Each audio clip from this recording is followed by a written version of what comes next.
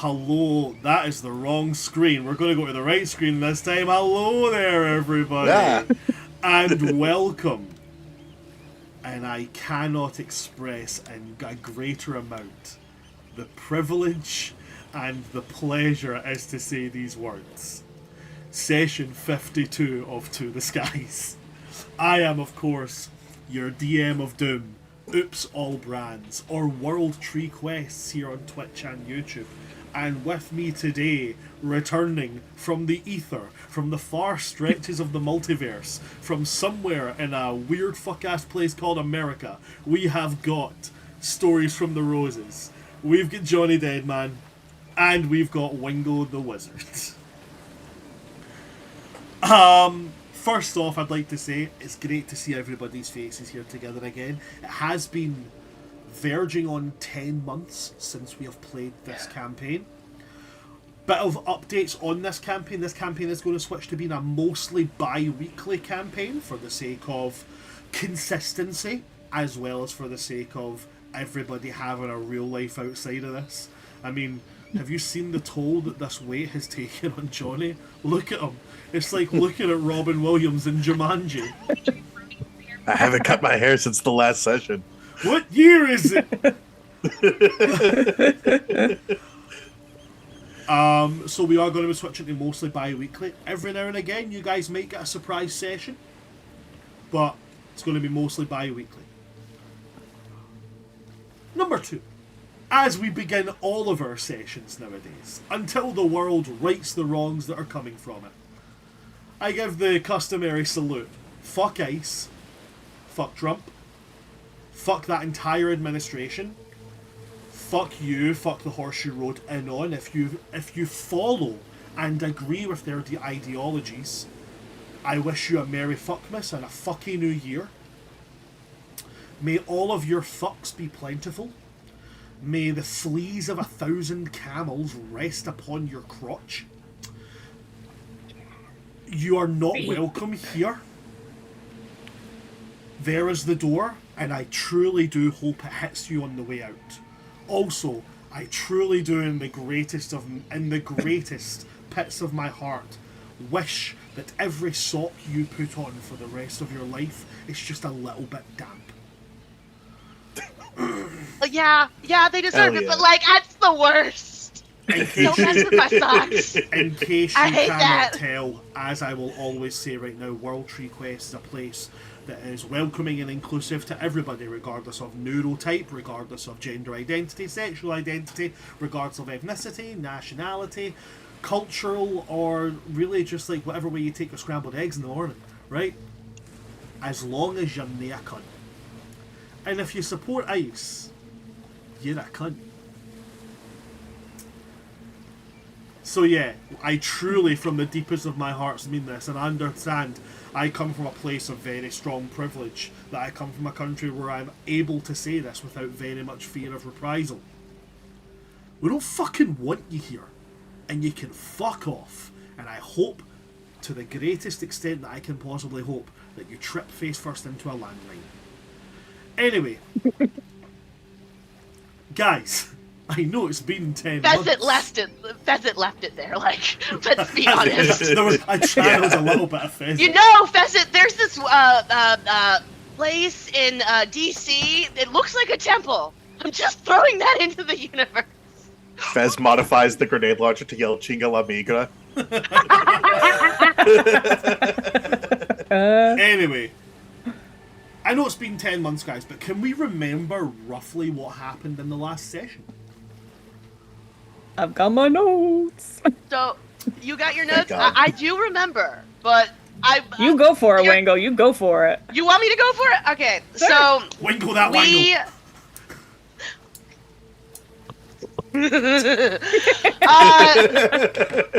So, what happened is we invaded the, the big bad, what was their name? The fleet. We invaded the fleet. The fleet had my son and a bunch of other children, and we invaded with our allies. We actually took like 2 or 3 sessions to grab the gargoyles. We had mica, we had granite, we had dragons flying around. We had the underwater people where Teddy is now the king of them. And we came in like a force to be reckoned with because we came in flying. We got in there. We released the prisoners. Found out that my kid was not on that floor. There was actually a simulacrum of him in there. Realized it wasn't him immediately.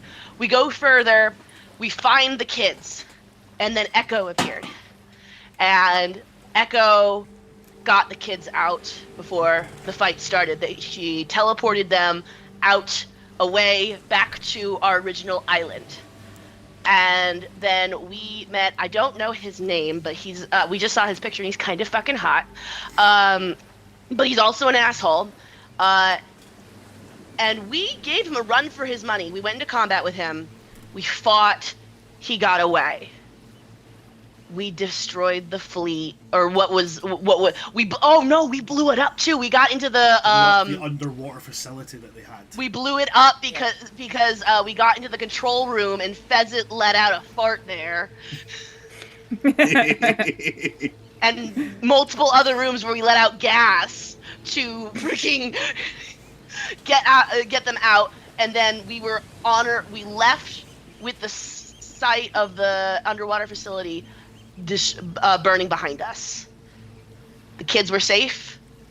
We dismantled that facility, but the BBEG got away. Jess, is there anything I missed? I feel that.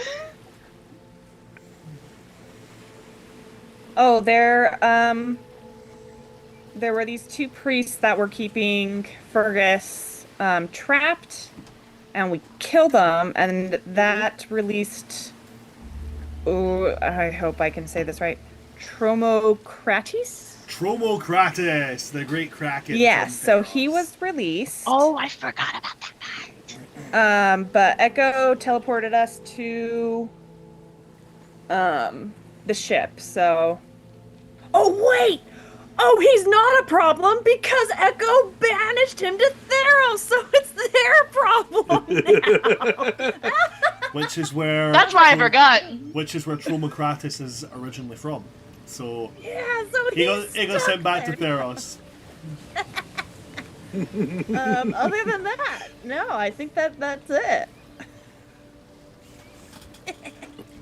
That is it. And we left off. That's without any notes. I remembered that from my own brain. We left off with you guys watching the remains of it sink, watching the free folk and the rebel forces that you guys massed up out of nothingness taking down the last remnants of the fleet's forces here at the underwater facility.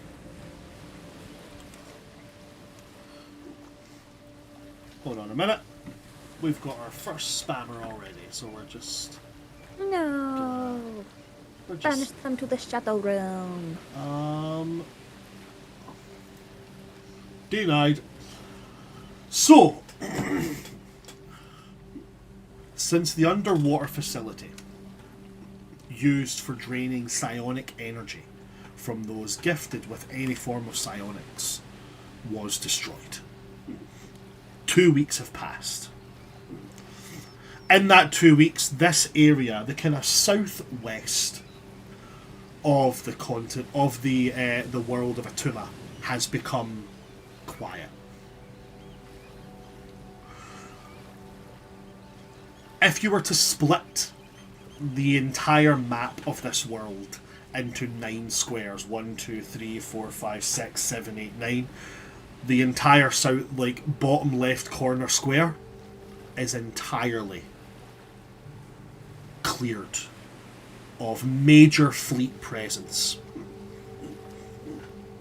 A couple of things happen over these 2 weeks. Number one, the free folk managed to get in touch with you guys. Randuin and Faulkner have managed to gather up every survivor from the attack at Bladespire Cove and have brought them here.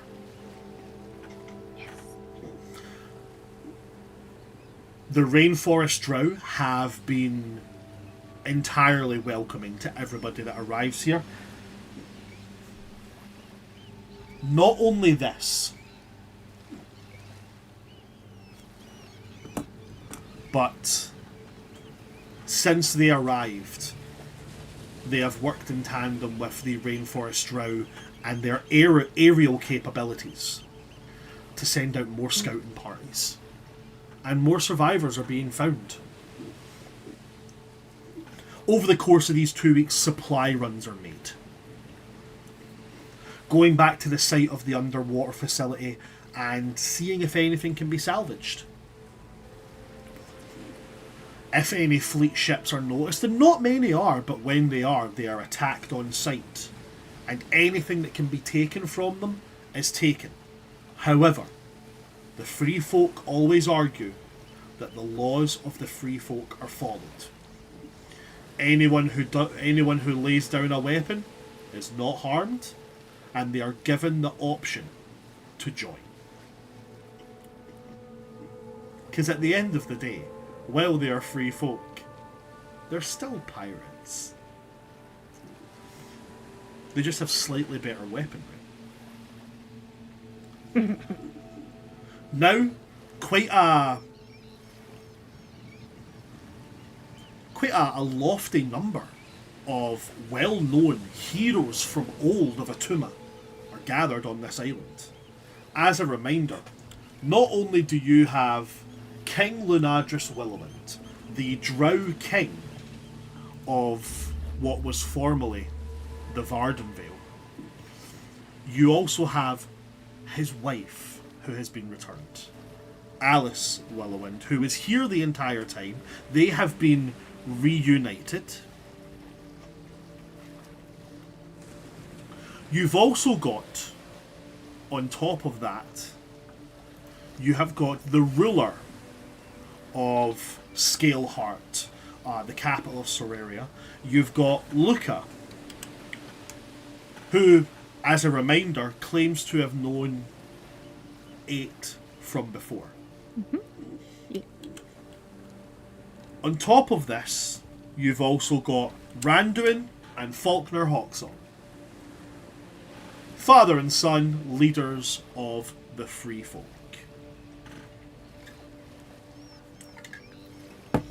A couple of other people have shown up here. I'm going to tell you them now. Sorry, I forgot to breathe there for a second.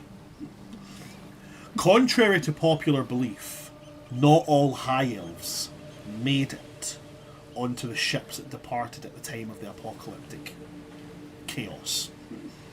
And the last remnants of High Elven blood have arrived here.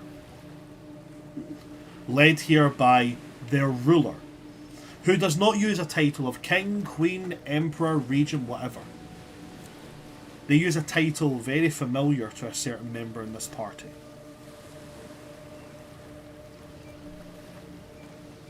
As they are led by a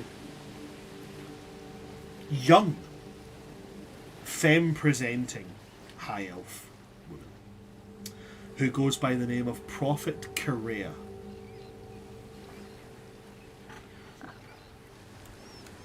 These high elves are not the high elves of the old legends of Atuma. As soon as they arrive, they immediately set out trying to help heal the wounded.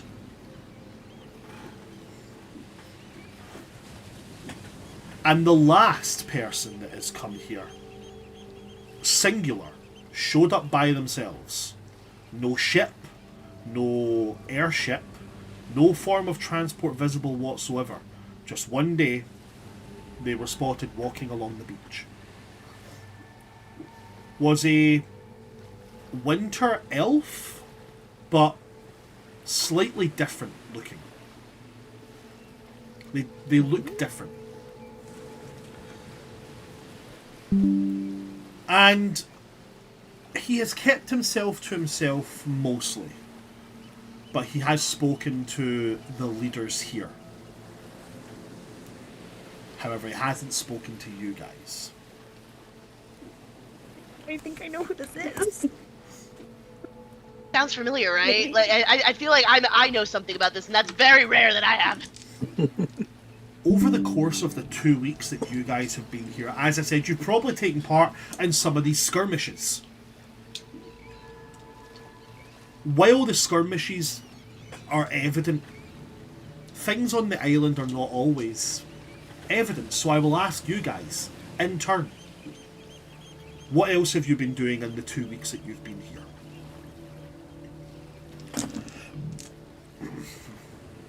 Do I just roll to see who goes first, or... I mean, don't we always? Actually, wait, hold on. I don't need to roll a d6, because at PAX Unplugged I found d3s.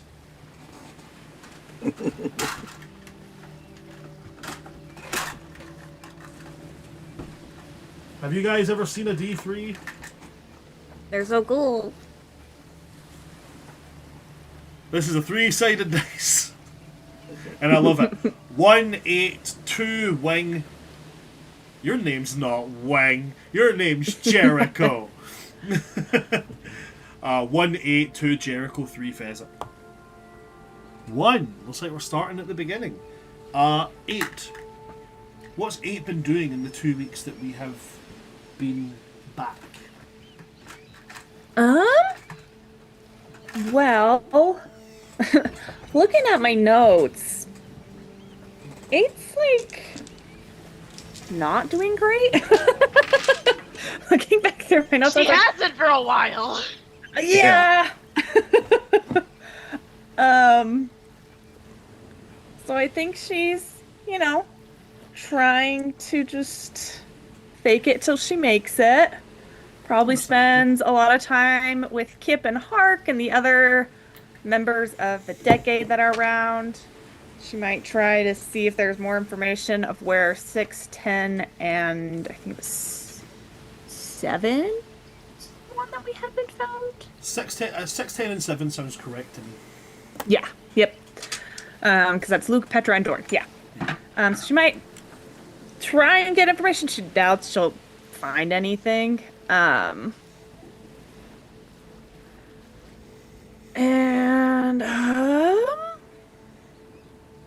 probably just helps with healing people. So she probably ends up actually interacting with the High Elves a lot.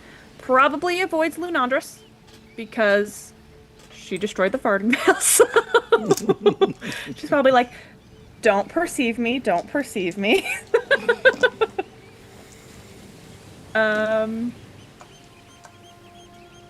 Maybe hangs out with Luca a little bit. If he's not super busy, but yeah. Okay. Just chill. Thank you very much for that, 8. Thank you for letting us know that. Yeah. Jericho. In these 2 weeks, what has Jericho been doing?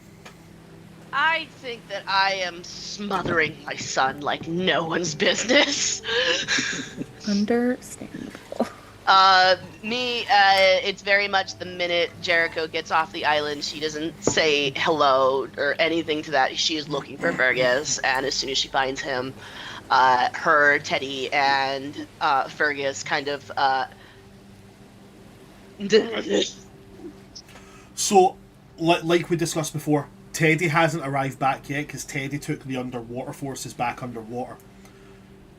I have something planned for Teddy coming back, and that will be happening. So it's very much the minute Jericho sees her, she goes to jump on her son, but then she realizes she has this egg, and I love you so much. I'm so glad that you are here. We need to talk.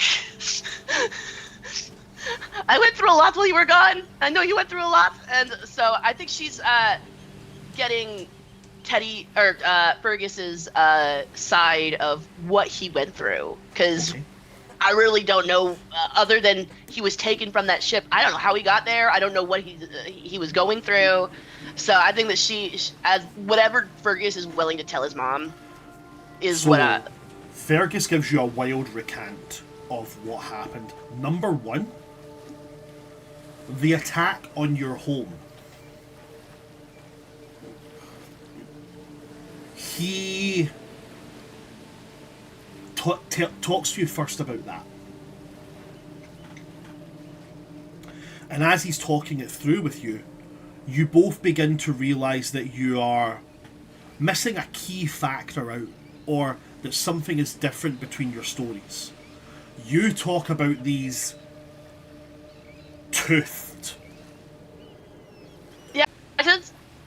Oh, no, Streams no, that I'm Hey. not live close doesn't anymore. work. Sorry about Hey! that. Sorry about that. Yeah. Yeah, all good. Yeah, I don't know what happened there. I really have no idea what happened there. StreamCell says we're live. I'm hoping that's the case. Okay. If somebody doesn't mind I'm- checking Twitch, that'd be great. I'm on it right Uh-huh. now. Yep, I'm in an we're ad. good. It seems. I think we're up. Yeah. Yep, Awesome. yeah. Good to know that we're still up. I don't know what the fuck happened there. I'm still in the same place. So's Johnny. We need to swap Jess and Wingo. I'm Jericho. I love my children. I'm Echo. Spark, spark, spark.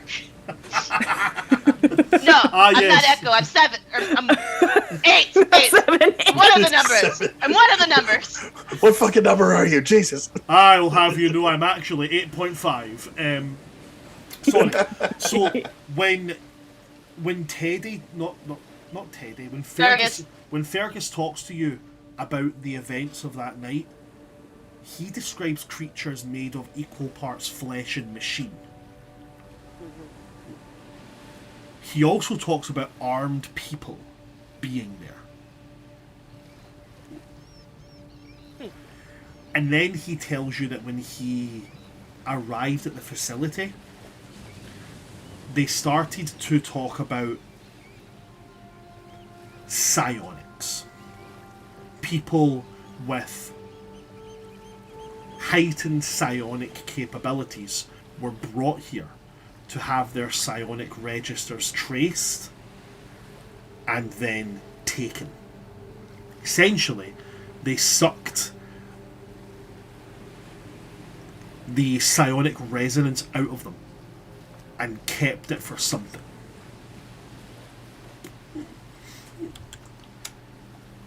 Fergus confirms to you that this didn't happen to him. But he does confirm to you that he was definitely on a list where he was noted to have some psionic capability. Yes, I found that out myself. You get that from my side of the family, apparently. With this being discussed,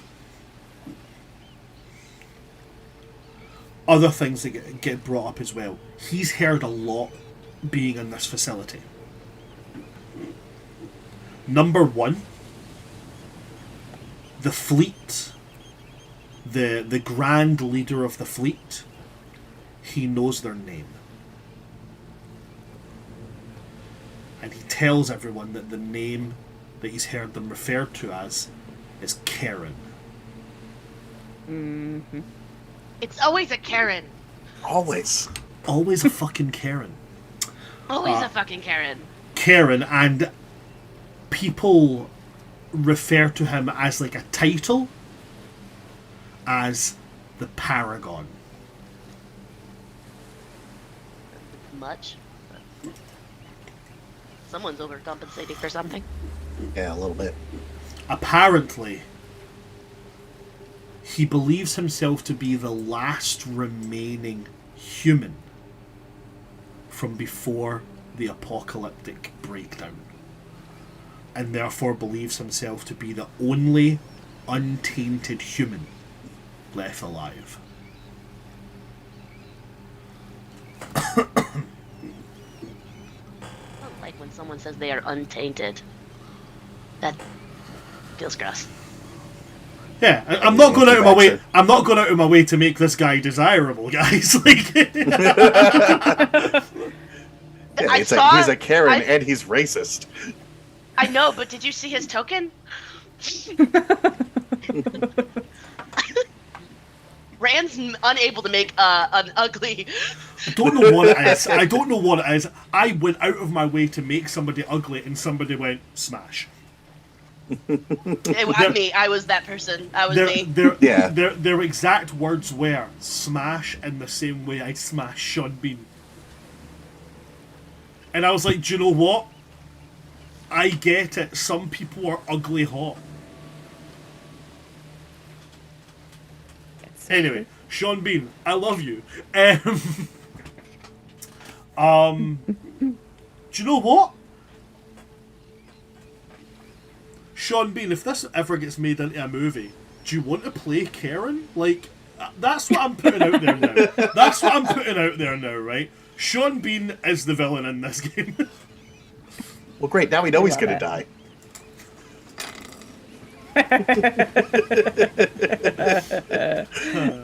Fucking spoilers. Fuck. I just want a movie where everybody dies and at the end there's just Sean Bean holding a kitten going, what the fuck happened? Anyway, so the leader of the fleet their name is Karen. They go by the they go by the Paragon. And their goal is to take every person, every being currently still alive on Atuma and bring them into a hive mind and give them his gift so that they'll be safe from the taint the apocalypse has left behind.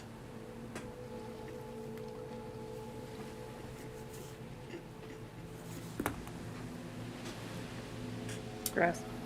That's the most that Fergus can make sense of out of that. I hate all of that.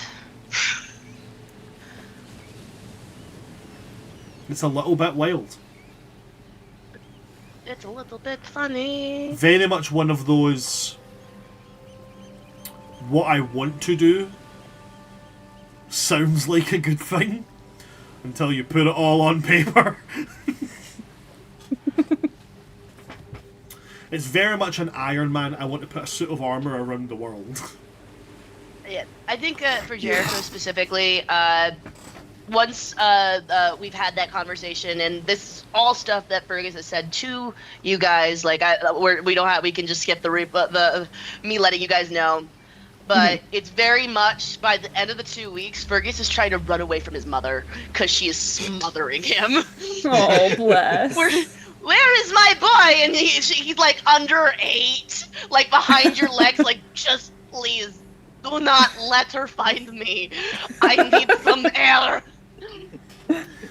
I just want to be safe for like 5 minutes. Okay? Please. You're so safe, buddy. Where are you? Dibs would like to say hi.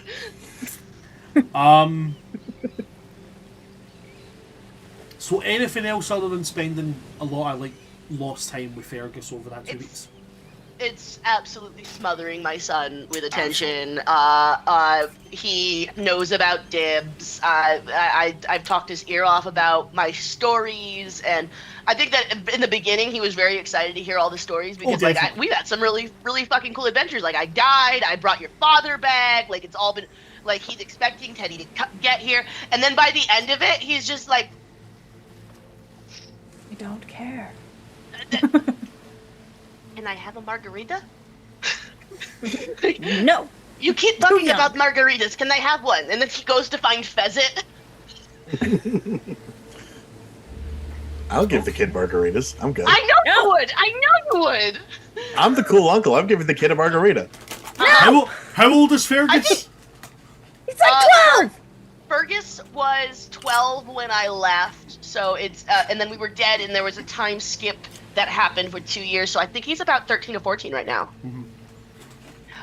But also, I am. Excuse me, this is a fantasy world, and there is no age limit for drinking. Nice try, it. But also, as long as you guys are okay with it, I do say these are the people that saved me. I consider them family, and you can ask them if they want to be referred to as aunt or uncle or something along those lines, because they're all we got now. The Fresh Start is gone, and I have officially integrated you into my pack, essentially. So whatever you prefer Fergus to call you is how he will refer to you, as long as he's comfortable. So is it Uncle Fez and Aunt 8? Definitely Uncle Pheasant, yes. Definitely Uncle Pheasant, I love it. Speaking of Uncle Pheasant, thank you very much for that, Jericho. What's Fez been doing for the 2 weeks? Fez definitely established a Margaritaville on the island. Someone is fixing the real problems of this universe! Finally! The world... Two problems. The He has world also is, invented a hairdryer. the world is still being ripped apart by apocalyptic conversions. There's an evil psychopath who wants everybody to be linked mentally. Yeah. But at least we have a place to drink now. But if we're drunk, we can't be psionically here. So he's also invented a hairdryer as well. Yes, that I have a list of all the inventions that Fez is supposed to make. Oh my god. And hairdryer was on there, and it was the funniest thing that I could think of. I adore that. I get very confused because my hair is made of water. Oh yeah, no, this is how old this was. This is supposed to be made for Hallie's character. Oh. That was a time ago. Yeah. Like, I use it and my hair starts bubbling because it starts steaming, and I'm just like, I don't understand what this is. Something is not correct here. So just running Margaritaville, is that it? Anything else? Pretty much, yeah. Okay. Yeah, bugging the other two for recipe ideas because he is not a particularly good cook. He is a mixologist. Grilled cheeses, multiple different kinds, soup. I think that some sort of big volcano-style mashed potato mountain, where the volcano. Coconut shrimp, obviously. There will have to be coconut shrimp. Coconut shrimp. Yeah. And eggs. Lots of eggs. I was going to say, Yeah. the only thing that Eight can cook is eggs. That is, she I think has there's cooking definitely utensils proficiency when she is cooking eggs. Yeah, there's definitely a moment where I was like, maybe we could put some seasoning in the eggs. I look at Eight just looks back at me. I go, we don't need to put seasoning in the eggs. Make them yummy. I love the idea of Eight's gonna run an omelet flavor. station. rolling a nat 20, bit of salt, bit of pepper. Eggs are perfect. The moment it's like, hey, Eight, you should try putting parsley in. Eight drops parsley and the whole thing goes on fire. How? How did that happen? That doesn't even make sense. It's Eight's like, because I changed the recipe. She's like, because I was designed to destroy everything we love.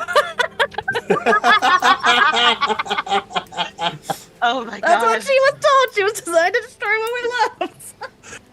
At the 2-week mark of being back on the island, guys. It's a fairly normal day. When, from up on the kind of higher points of the island, you will hear a sound. It's a horn. A horn being blown to signify somebody coming into port.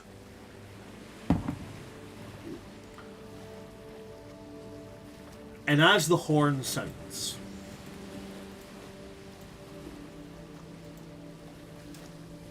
what comes into port is not a ship or an airship. You guys would see things coming up, furrows in the waves, as large creatures and smaller creatures start to come up from the waves.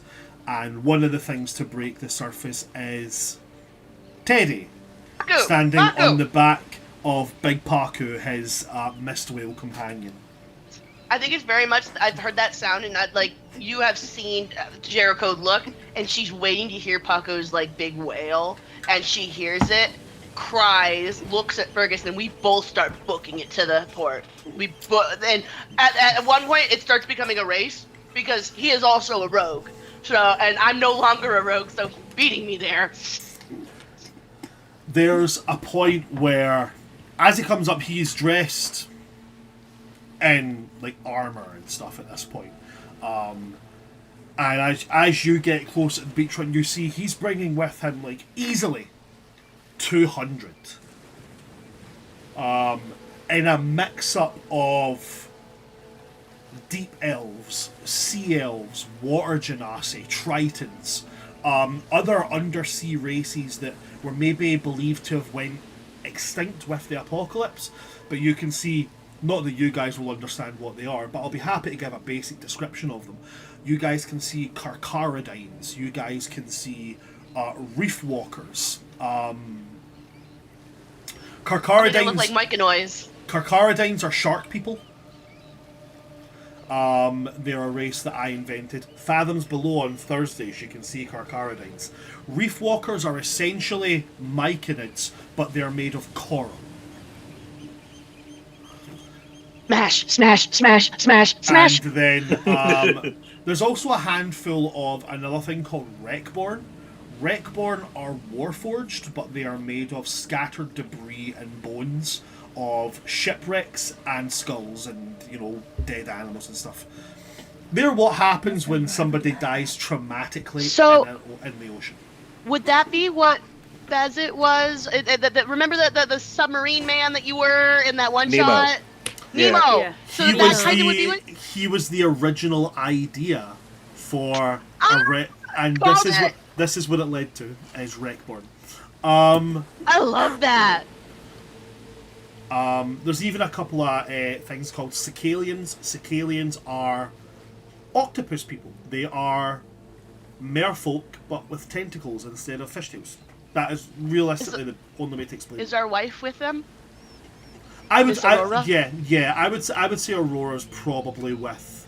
I have not told Listen, Fergus Ken. about his new mom. Fergus, you got a new mom. Well, a second mom, not a replacement, of course. I forgot about that voice. Throws me off every fucking time. So at this point, as this happens, he comes up out of the water like Aquaman on the back of one of those things. He's got the trident in his hand, and it breaks out the water, and then it just all disappears as he just like drops the trident and just peels off the back of Paku, charging towards his family. I'm going to need.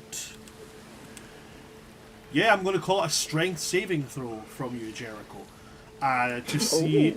I fail willingly. Okay, cool.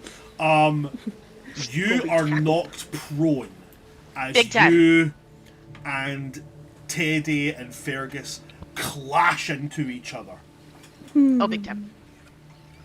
And there's not even words from Teddy. There's just noise.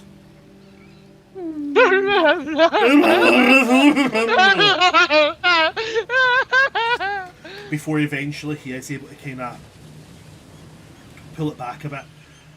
He kind of pulls his face away from the hug that he's got. He kind of looks at you, grabs your face and pulls you in for the quite honestly, probably quite an inappropriate kiss. Yeah. It's one of those kisses where Fergus has to go, no. Yeah, where Fergus has to be like, ugh. Before he then turns, goes out to kneel, holds his son's head, Please and don't kiss me. it's just going to be like, I'm sorry I wasn't here sooner, but there's so much that you are going to be able to see, but I'm so glad you're back. And then just goes right back into a blubbering mess. I think that Jericho watches him smother her son, letting him have the hug and just like have this father and son moment. Mm-hmm. And she's just kind of sitting there with her new son over here, just like kind of watching, just really happy for the first time in a very long time. Where it's just like that true, everything's back to normal, quote unquote. Yeah.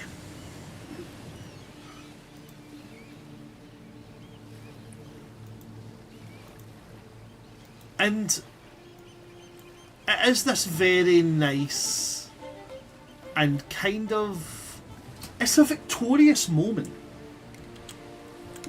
Because as you sit and you look at it, Jericho, as you sit and you take in this landscape that you're looking at, what you set out to do has been done. You saved your son. Not only did you save your son, you managed to bring your husband back, which wasn't even something you planned on doing. No.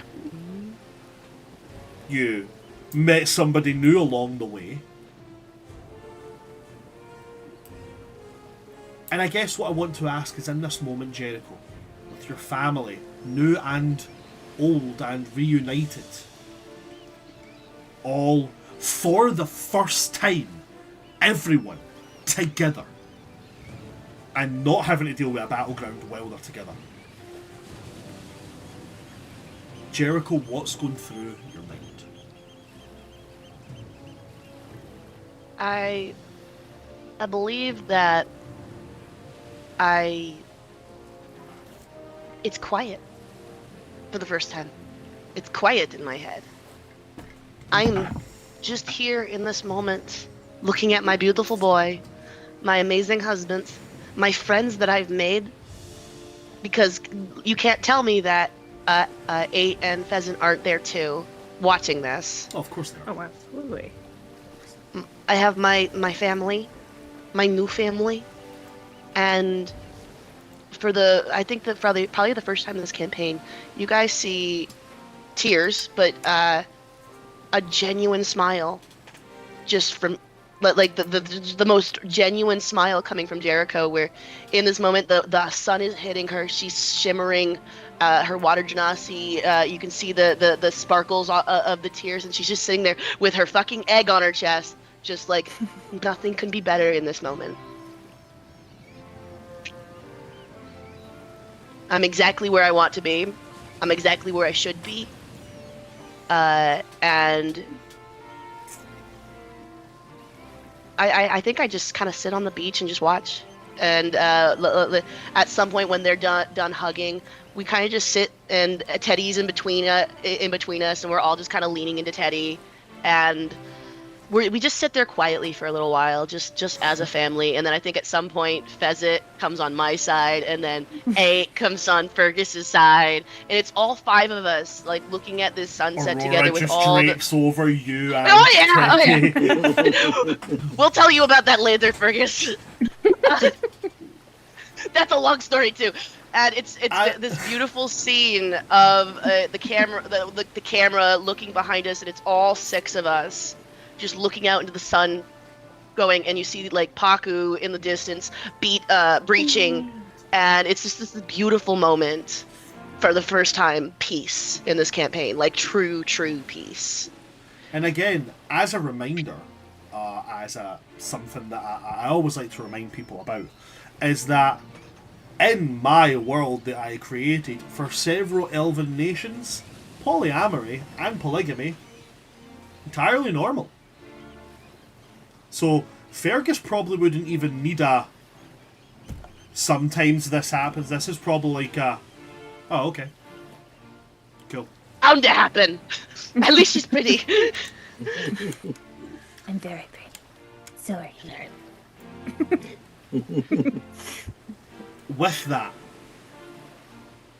after a couple of hours of just being able to sit, and I think that the other leaders that are here probably come down as if to, oh, this is what we should probably let's give them a couple hours.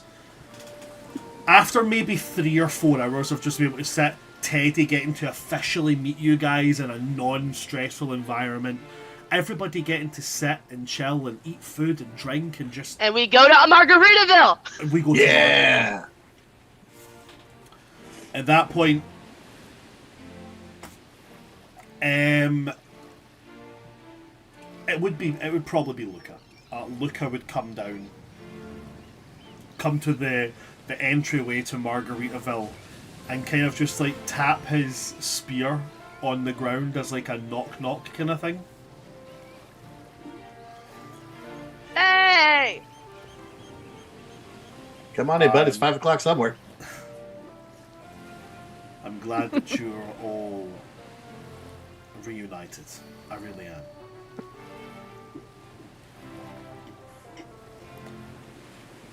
We are having a meeting to discuss our next steps. I have spoken to the rest of the gathered rulers, leaders, representatives, and we find it only fair to include all of you.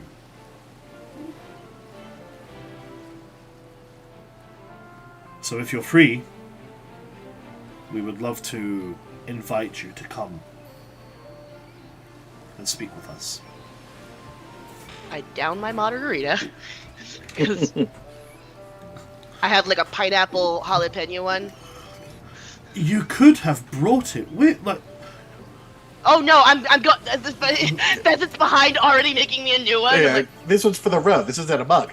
oh no, don't worry. It's a sippy cup. There you go. it's like a Smithson coconut, also but it's invented like a the sippy huge cup. coconut. We all come with our coconuts. Fergus can have one. No alcohol. Actually, am using one of my tiki mugs today. I love that. That's so cute. I'm using my Avatar Fire and Ash cup. Because I love that goddamn movie. I love the Avatar films, like a stupid, ridiculous amount. Oh no, me too. As you guys make your way up the further into the rainforest, and you get to like in a larger temple area that has been obviously the temple that was here millennia ago that has been taken over by the Rainforest Rouse, like their central base of operations where their ruling seat is. As you guys are brought in, there is a large round war table that consists of essentially a constructed map of the world of Atuma.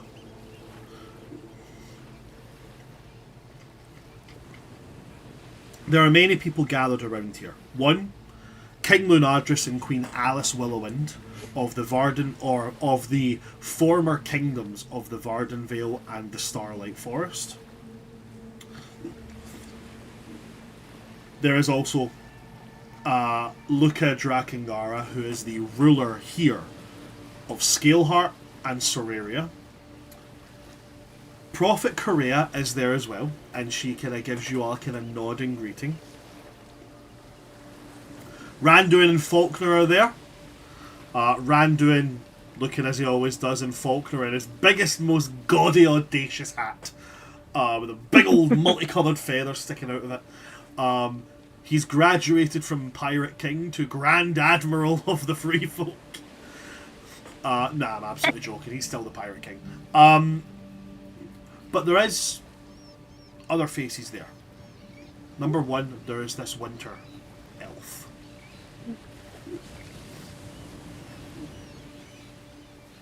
And as you guys step in, he makes a point. Very, very kind smile. And he has these round spectacles. Very Harry Potter style spectacles. And as I know who this is. step in, it gives you all a kind of very polite little smile. Hello. Nice to meet you all. Nice to see you. Would And then- 8 recognize this person? Maybe. Well, actually, do you know what? Yeah, they look fairly the same. Yeah. You can make a history check. Okay, okay. Oh, history. She's so dumb.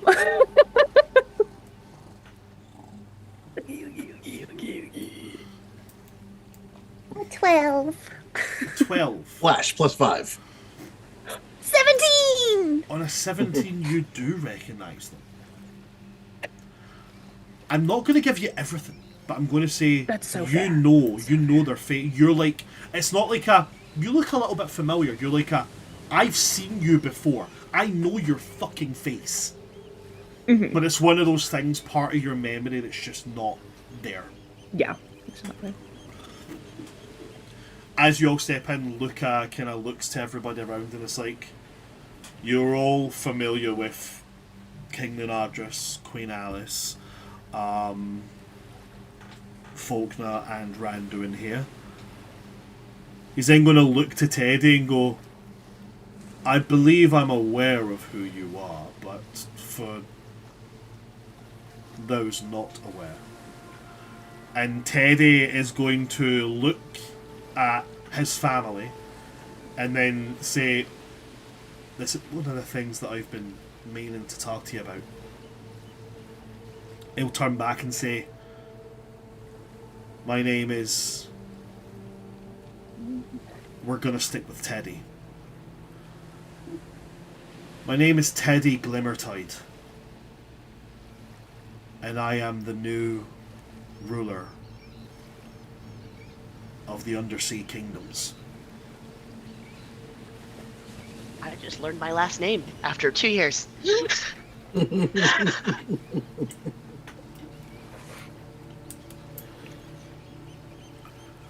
It's at this point that everybody kind of like wide eyes a little bit, like, oh, okay.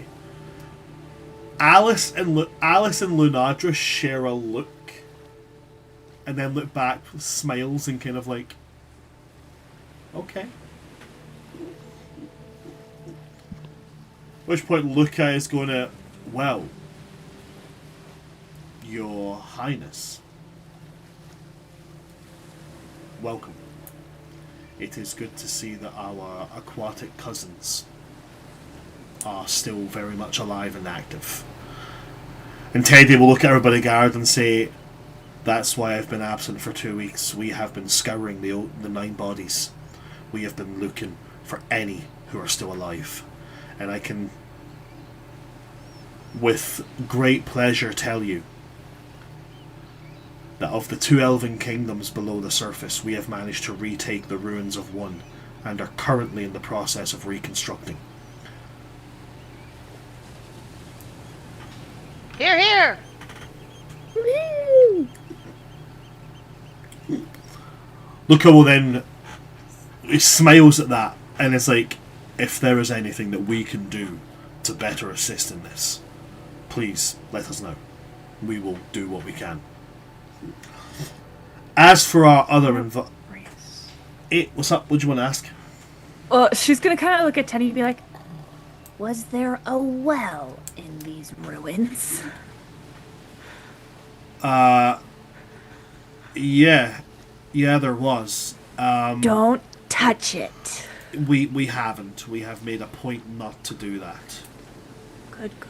Don't touch it. Yeah, we did find some interesting things next to this well, but we haven't touched it, and we don't intend to until we understand fully how it works. Oh, it will transport you to a different plane. Perhaps we will approach it with caution, then. Yep. Speaking from experience. Have fun. Luca will then gesture to the Winter Elf and say, as for our new guest, they come with quite a resume. If you'd like to introduce yourself, at which point he kind of takes a wee step forward and goes, hello everyone. Before I introduce myself, I would just like to say that it is with great pride that I look upon the gathered elven kingdoms here and see that even through yet another bout of hardship for the world of Atuma, that our people survive.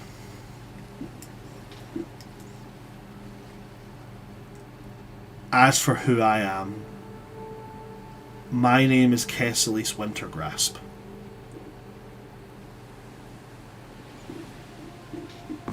Everybody knows the name Kesselis, but they know it to be attached to an incredibly dark and evil entity that scoured this world.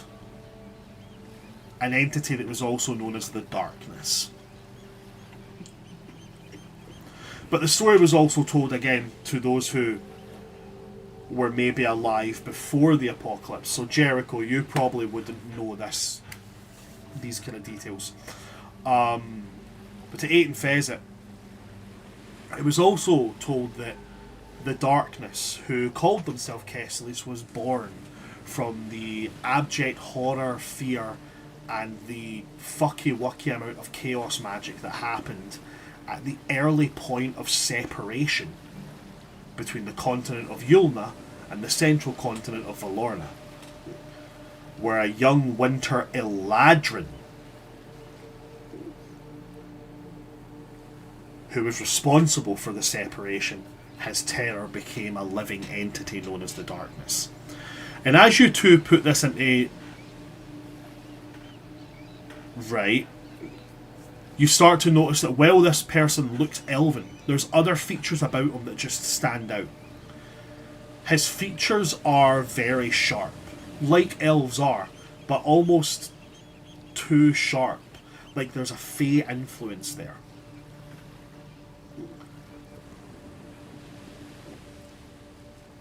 I will allow 8 and Fezzik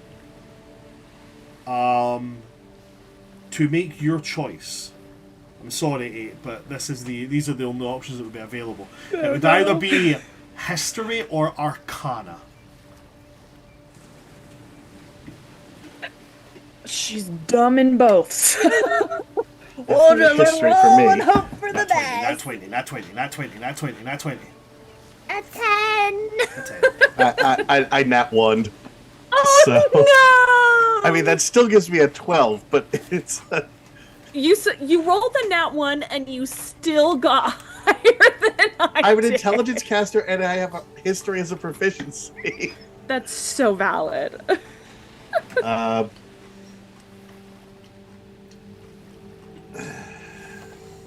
guess I'll flash that just cause.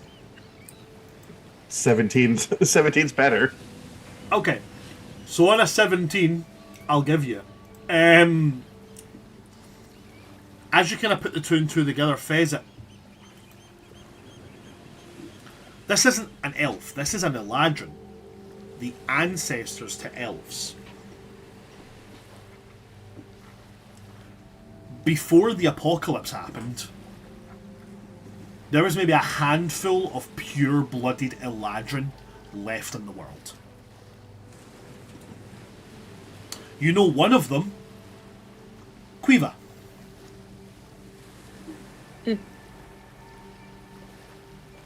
As you start to mull it over, this person is claiming to be an Eladrin who, by all accounts, is the one who separated the continents. Therefore making him, at least, a contributing adult at the end of the Eladrin Wars, which was over 25,500 years ago. At close to the origin point of this world. This person is claiming to be one of the few people who has seen the birth of this world and everything that's come since.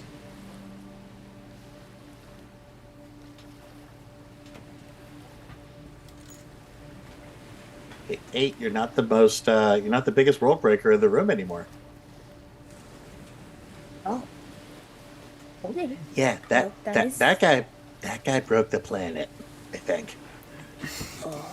You say that, At least he says he did. He gets a look of discomfort on his face, and I like to think of it as an unnecessary evil to save several thousand lives, but yes, I did cause the separation of what at the time we understood to be the border of winter and spring. The reason that I have come here is because of signs, things I have seen in the workings of the weave. I believe I know what your enemy is seeking. There is a temple on the southern continent. He moves over to the war table and he points to the large southern continent of Leonia, shrouded in mists, impermeable to magic. In fact, several documents cite that magic is not available to be used while you walk inside the mists. Why does this keep happening to us? I don't see a problem. Are you guys okay? He That's all I do. he gestures to this place and it says, something is resonating, an intense amount of arcane energy from inside the weave. And it's resonating from this island.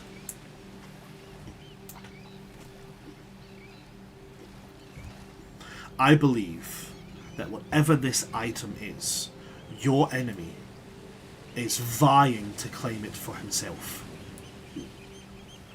He is striving to gain a foothold in the arcane.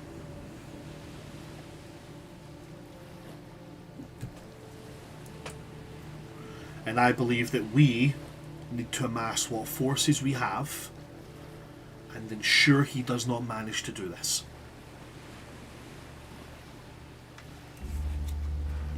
Okay.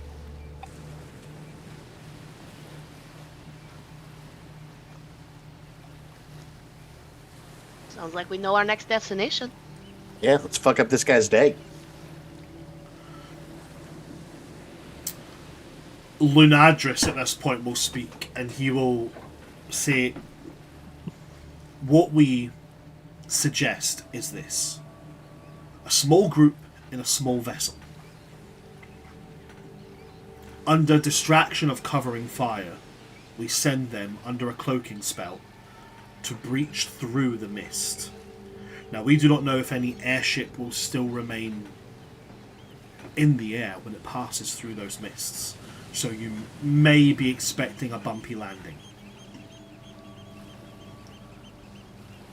But a group of no more than 4 go in and find out what it is on this island that is resonating this arcane energy. If we can, destroy it. If we can't, we take it.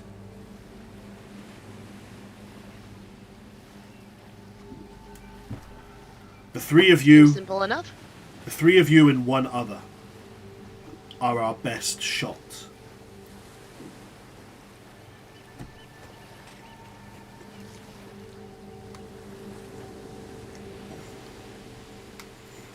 I feel like there's a moment where Fergus tries to volunteer, and I like pull his hand down. No. No. Yeah.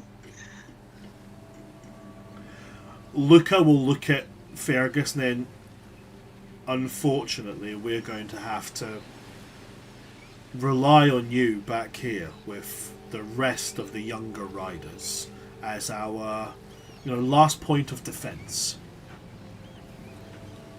Thank you. You alright? He's gonna have to. Yeah, he has his little brother that's gonna be. He's gonna need to learn how to ride. Yeah. True. It's true. He'll then look back to you and say, obviously, any of the elven rulers should not be the ones to undertake this. And I would assume that now includes yourself. As he looks to Teddy, and Teddy will kind of like... You weren't even on the register of coming, buddy. We are not leaving a parent. No, only one parent goes. Okay. We are not risking that. I'm not coming to save your ass again. I understand and I agree. You're only allowed to die once, okay?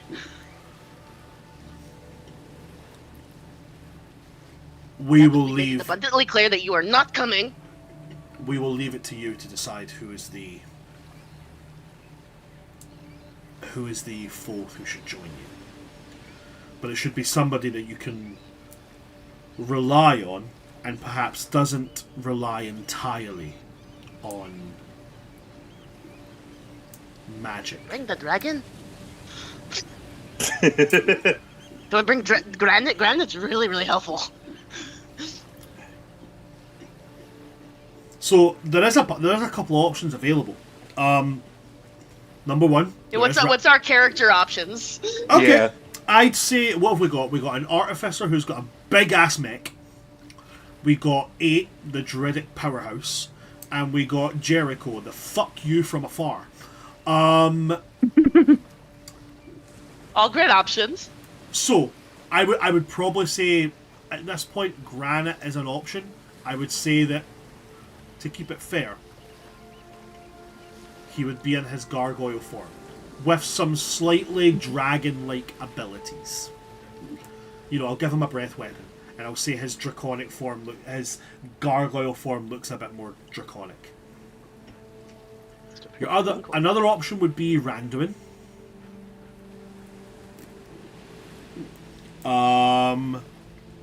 I'd also give you, and this is a bit of an out there one, but somebody you have had with you for a wee while. I'd give you Heralion. Oh yeah. Who was the guy who had all the angelic writing over him, and he wanted you to help him find his wife. Yeah, she's in the shifting sands, buddy. Sorry about that.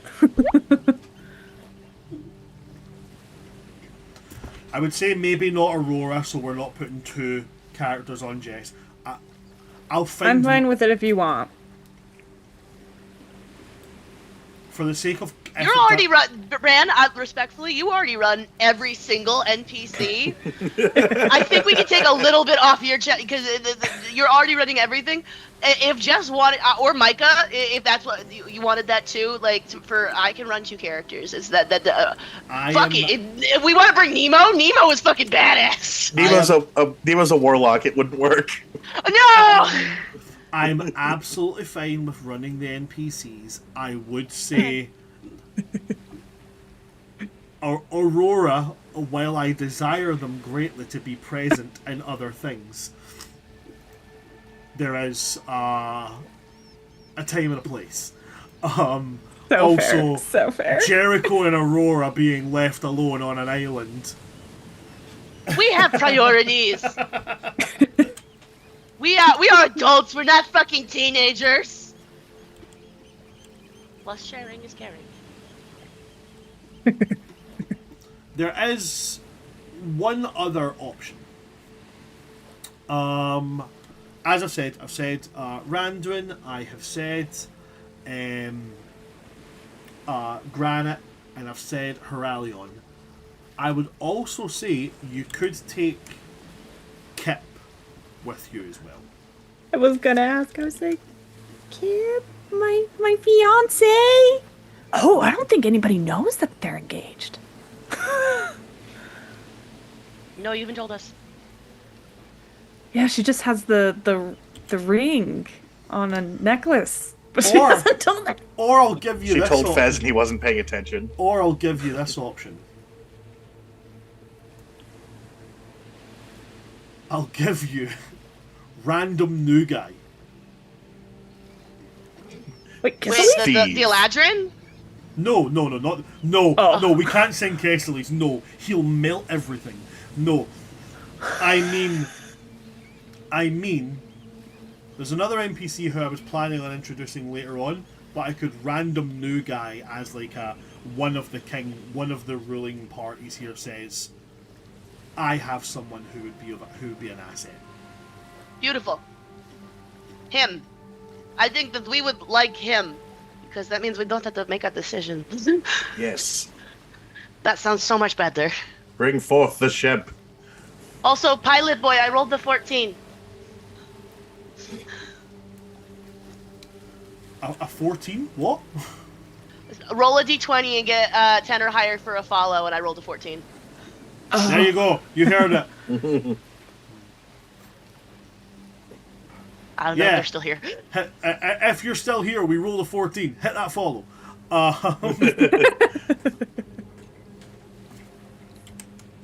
Okay, in that Eyeball case, the follower count. as you guys do this, Lunadris is gonna. If you are in need of a fourth, I have someone I can suggest.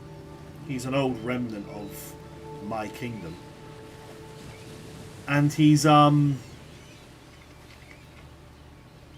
he's quite ready and willing to hurt any fleet that he comes across. That sounds like exactly what we're looking for. Hell yeah. He's going to turn to one of his bodyguards and say, "Would you mind fetching Thistle for me?" And this wood elf will kind of nod and then leave. After Thistle arrives, we'll begin planning to move out.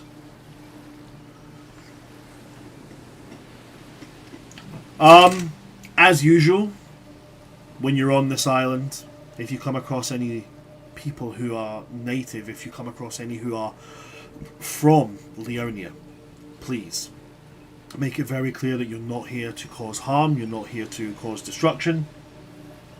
You're here for a singular purpose, and please inform them that if they are trapped there, we can help them leave. And if you come across any fleet who have managed to make it onto the island, we do not take Disperse them immediately. If they raise weapons, we do not take prisoners. If they don't raise weapons, offer them the chance to come and join us.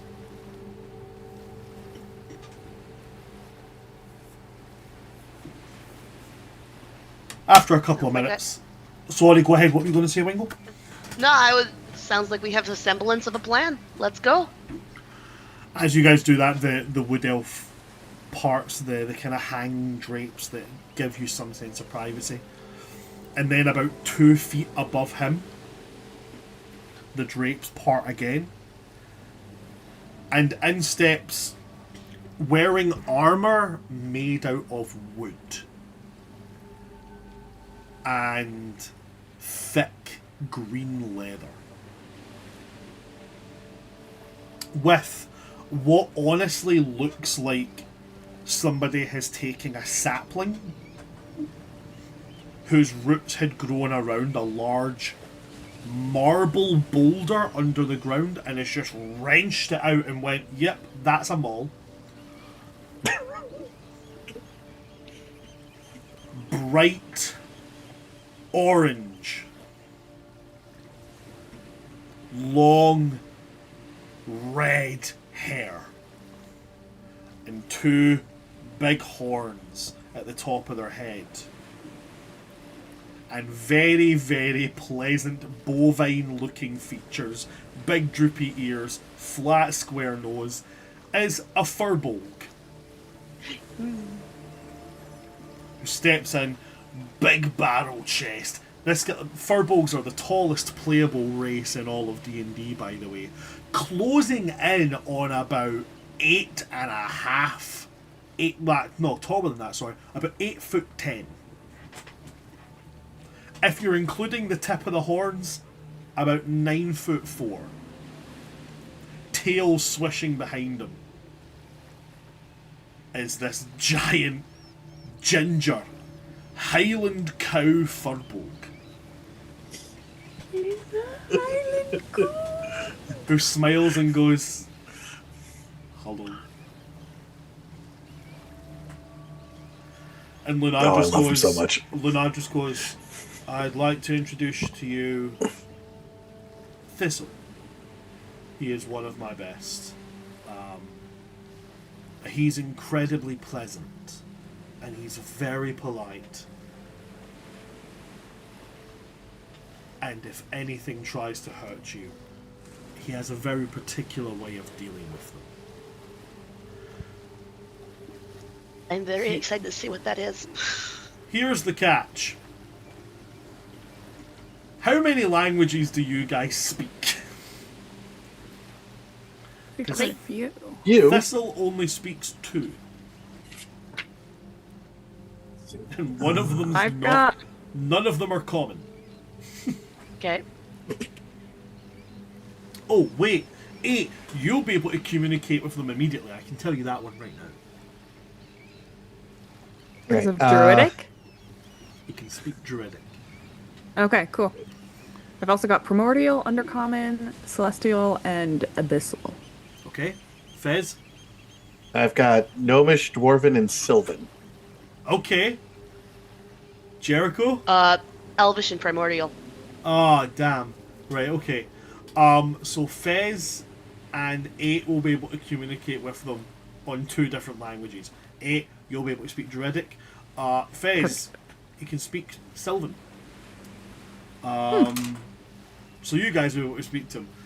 The only words he knows in common are hello, goodbye, and everybody's favourite word for a giant ass himbo with a big ass hammer. Smash.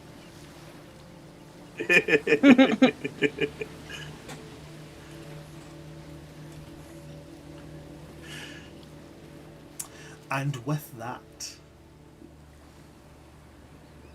I ask you, before you guys set out, is there anything you would like to do?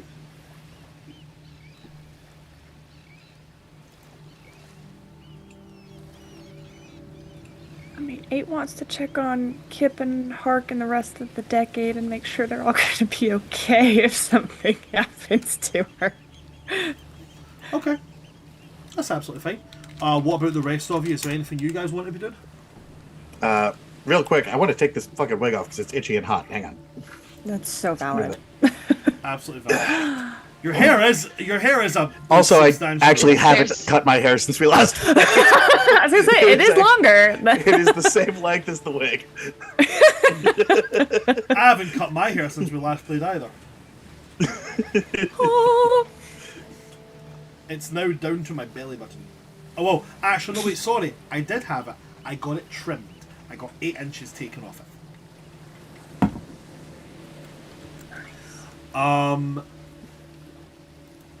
So, Feza, is there anything that you want to be doing, sorry? I mean, I suppose someone's going to have to cover our break at the Margaritaville, but other than that, I think we're all set. Okay. Wingle? Not Wingle, sorry, fuck, Jericho. Excuse you, I don't know who this Wingle is. It's a stupid name, actually. Like, now that you think about it, the name Wingle is just weird. It's Don't you weird. dare talk about my friend like that! I don't know a Wingle. That's my I just fucking know kid. that name is weird. I think that Jericho sets Teddy up to take care of her son, their son, where she's doing the overly motherly thing, where it's just like, okay, and then this, and he's like, I got him back the same time you did. Like, I'm still his dad. He's like, the 12 years before he went missing, I was there. I know, but it's that moment where it's just like, please don't let something else happen to him. And she knows Teddy won't, but it's that overly protective of it, and just trying to make sure everything's aligned. I am bringing the egg with me. The egg has now been turned into a backpack instead of a front satchel. And she says goodbye to her family, and it's rough. I think this is a really hard goodbye for her because she just got them back, but she knows that she needs to do this. And I think there's a moment where she takes Teddy aside and she's just like, "Are you mad at me for going?" He immediately don't even think like that. In order to really save our son, in order to really make sure this family has a second chance, for better or worse, we have been cast into the rolling turmoil that is fixing this world. And I might have a crown on my head, but you have very quickly become one of the defining forces in fixing this world. So no. No. I am not mad. I am proud. I can't. I have to see this at the end. And I should. They've all told me, and I didn't get the chance to talk to you about it. So I just wanted to make sure. Fergus will be safe here. there will be. And I grab his face, and you're going to be safe. I don't care if I you're am- Mr. King of the Ocean. You are a man, and you're going to stay safe. I am going to And stay I will be safe. back. I, And I'll be back. I have like 20 bodyguards around me most days. I will be very safe. There are some things that I will have to venture out, deal with. There are things happening beneath the surface of the ocean as well. Unfortunately, I have a hand in dealing with those. But I will never be more than a dinghy's travel from this island. And Paku is very fast. I know he is. And He's going to hold up the trident and go, I can make a portal with this. That's helpful. It makes you feel better. I just want to. I don't want to go. I don't want to go, Ted. And it's very much that moment where like she breaks a little and she's in his like nuzzling right here and she's like, I don't want to say goodbye again. He's gonna smile. I'm so scared I'm not gonna. He's gonna smile and he's gonna say, yeah, you do. And Yeah, the reason I you want to do kick is, their ass so bad. I want to kick their ass so bad. and you know this isn't goodbye. This is, I'll be back when this is done. And then the next job that comes up, it'll be, I'll be back when this is done. And then the next job that comes up, it'll be, I'll be back when this is done. And I, before he finishes the sentence, I'm kissing him, and it's that very much that this is not the last kiss, but I'm definitely getting as much as I possibly can in because I need it. And she turns away and she starts moving towards the ship, and she's humming that song that they sang together when he made his oath. Yeah. And I think that she continues to kind of just hum that for a good while because this is rough. This is rough for her. She wasn't even thinking about saying the immediate goodbye when she finally got her family. Like that's so hard. Absolutely. With that, we will go to 8. 8. You meet with Kip and Hark. And you've got, the head and the other miscellaneous parts of the other ones who are there. Do you have Zero there? Is Zero there as well? Oh yeah, Zero's part of the group now. Okay. So you're all meeting in that little collective hive mind space. Or Kip and Hark are outside of it because they can't be inside it anymore because they've got their bodies back. Yeah. Didn't Ariel get his body back too? From the island? Okay, so then it would be Puria, Zero, and me. Yeah. And as you tell them that you're going to be moving out, Kip is the first one to immediately go, well, I mean, like, we're going with you. What? No. We can only take so many, and the decision was kind of already made. Right, well, we're at least going as far as we can with you. Like, we're not just gonna stand here and twiddle our fucking thumbs. Like, no, that's not happening. I mean, if the ship is big enough, you're welcome to come along. What, you think I'm just gonna let you, like, wander away and just... Nah, that's not how it happens. Okay? We're a family. Okay. And Kip, Hart, is just gonna look up and be like... I mean, what he said is entirely true, but we are a family. And he smiles, and it's mostly happy, but it's got a little bittersweet edge to it, and he goes, Brog would want us all to be together.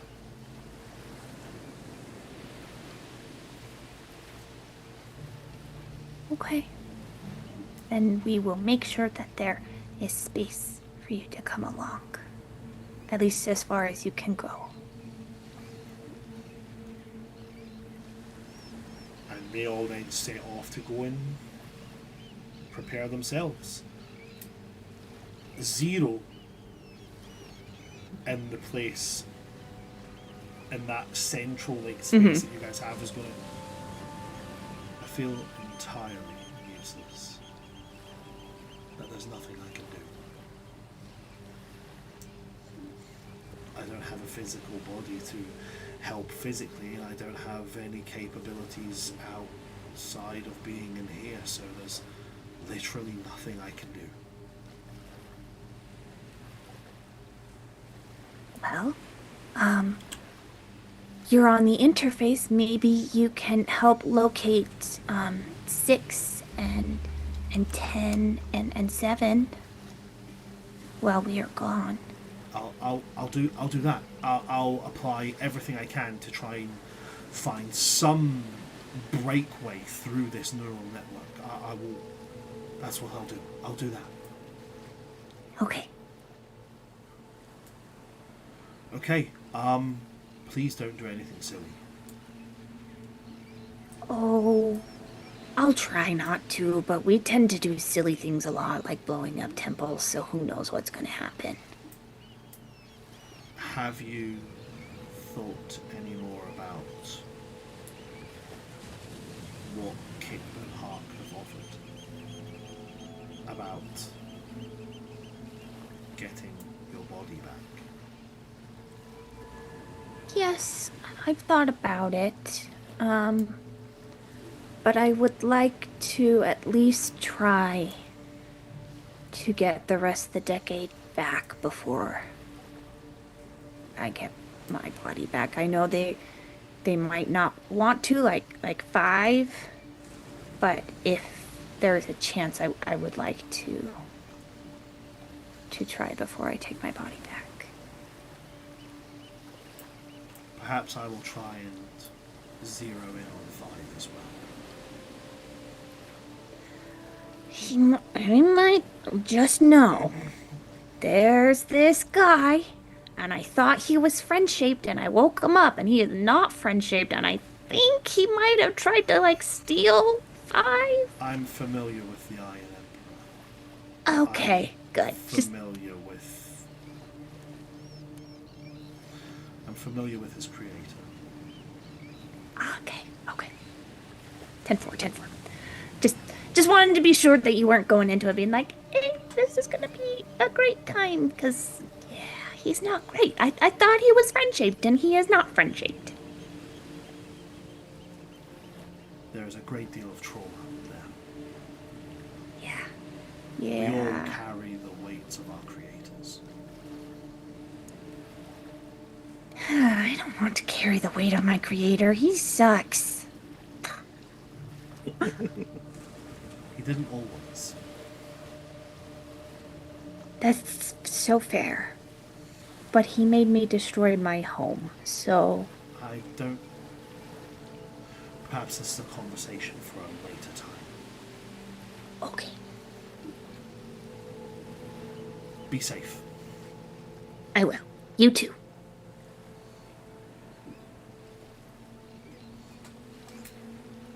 Anything else that anybody would like to do?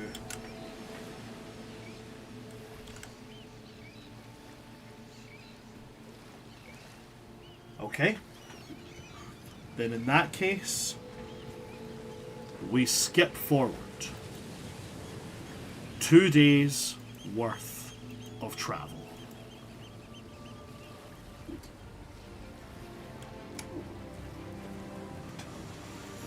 The 2 days travel on the airship, and the airship you guys are on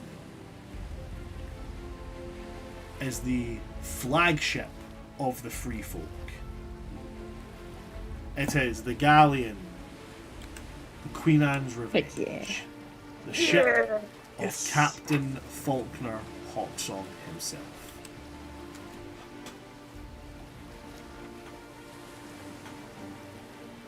After 2 days of travel to the east, taking you past lots of little archipelago-style islands, eventually you guys see the mist.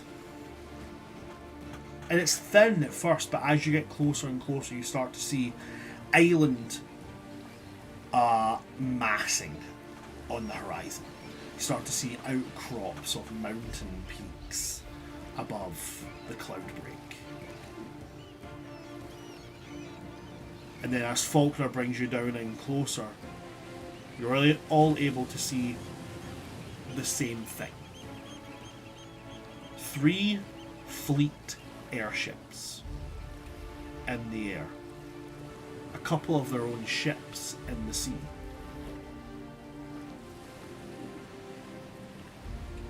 All of them seemingly loitering right out of the heaviest part of the mist.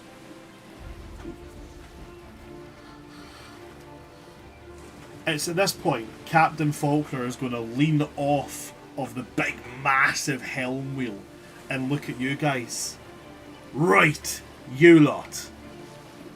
It looks like my favourite thing is about to happen, and that is we're about to point some cannons at some big metal things and we're about to make things go boom. Now while things are going boom, you guys, under the guise of a clever little invisibility spell, are going to also sail off. Try and keep as close to the beachfront as you can, but also try and keep a bit of altitude so that if the mist does cut off the arcane battery to your skiff, well, as you crash land, you'll at least crash land beyond the tree line and not leave any physical evidence that you were zimming by in the first place. And as always, keep your hands and legs and sides right at all times, and if you hold on to your moving buddy, try and make sure that you land with them underneath you. It will soften the blow. And then he just starts shouting out orders and commands, shouting for cannons to be loaded.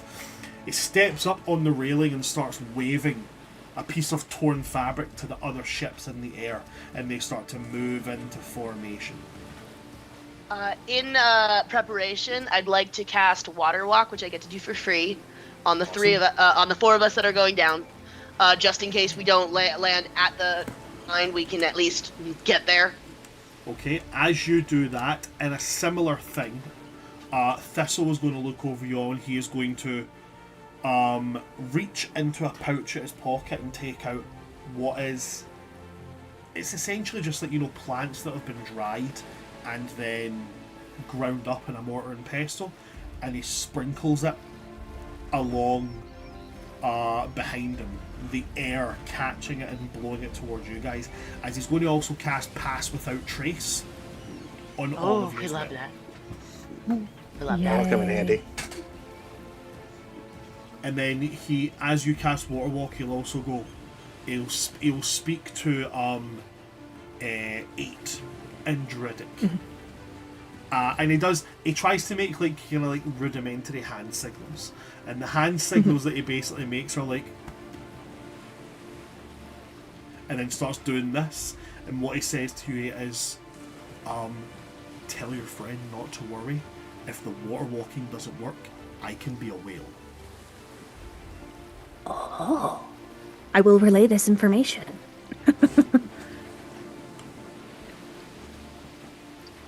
I forgot that's also a language that he can also speak. He can speak...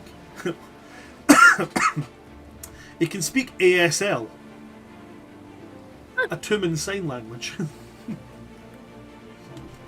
Oh. Because I forgot that's a language that's officially been added to D&D. Why did it take it until 2024 to get added to fucking D&D? But anyway, yeah.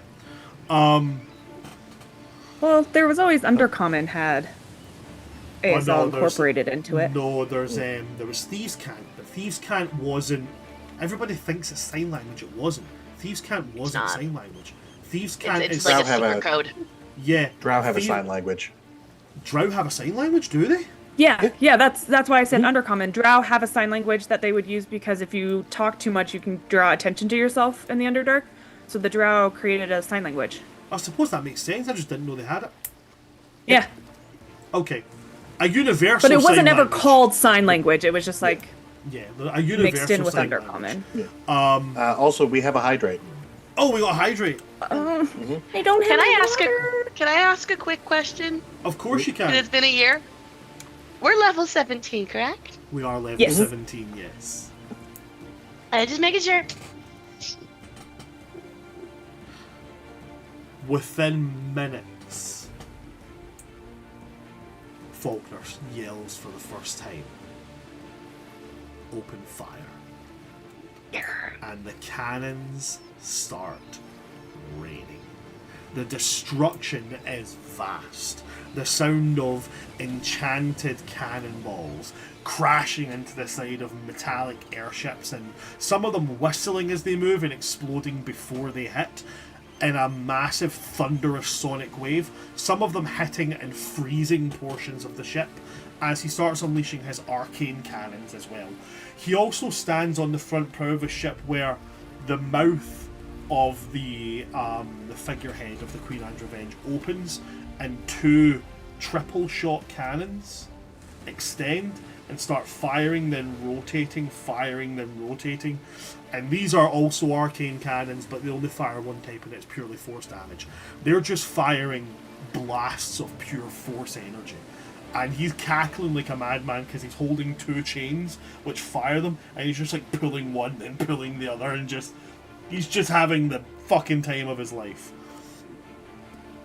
As the ships down on the ocean start to turn and aim their turrets upwards, mist whales start breaching and slamming down on them as a handful of the deep elves that Teddy has sent with you start to board and their fighting style is incredibly archaic compared to what you guys have now. Their weapons are tridents, nets, swords, javelins, and spears. So they're like, some of them are leaping out and like small plesiosaurus-like creatures and just launching javelins into soldiers as their plesiosaur clears the ship's deck and then just lands in the ocean again. It is complete. Fez it. We need to find. We can bring them the technology. Can you make a javelin launcher that does multiple javelins for my people? Putting that on the list. This one is called the fuck you, and fuck you cannon. I mean, I suppose javelin missile launcher is already taken, so. No, the fuck you, and fuck you. To whom it may concern. I love it. This one is called the fuck you forwarded. The chain letter. Advance notice. I call this one the fuck you CC'd. This is my new weapon. It's called double it and give it to the next person.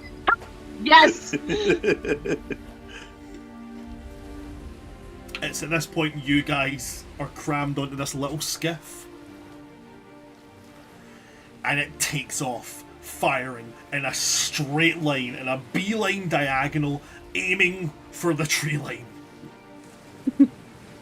And as it hits the mist, the battery, and it starts to drop.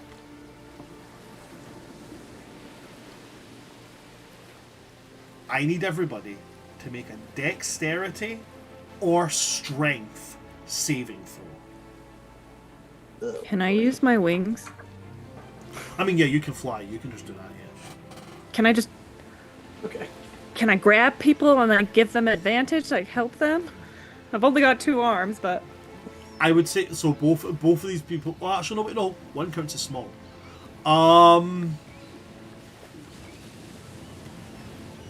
I'll say into an eagle. I'll say you can guarantee Jericho and Fez's survival without a wild shape. But I would give you disadvantage on a deck save. Okay. Thistle's fine. Thistle can also wild shape. Oh yeah, because he can speak Druidic. Duh. I mean, I'll take that disadvantage on a dex to guarantee Fez and Jericho will be okay. I mean, my roll's pretty good. My roll was not. So I'll do it anyway. So anyway, I started blasting. How'd you know my strategy? Did you roll in that one? Did roll a nat 1, but +4 is 5. It's okay. I will take the brunt of it. I've got a lot of hit points. I'm a tanky druid. Okay. So you guys have been guaranteed survival. Thank you. Or I have not been guaranteed no guaranteed. damage is sort of probably the best way to put that.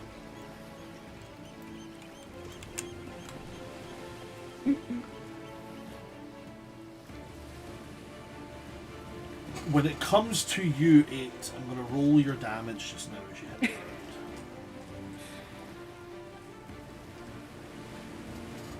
So you're going to fall. It's going to be 50 feet as you guys decide, okay, we need to bail out. And you do. That's if you guys wait until you cross the tree line. I say we wait until we can't.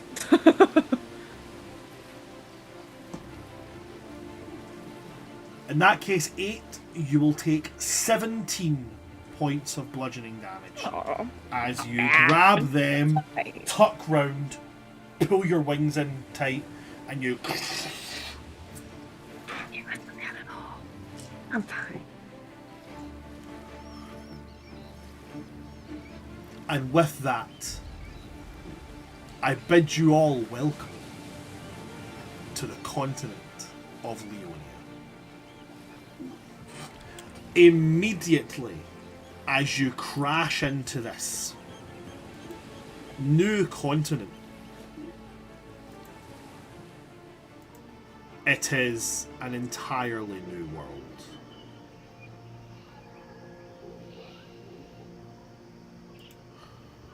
I got a redeem go for 20, make it a natural from Ouroboros.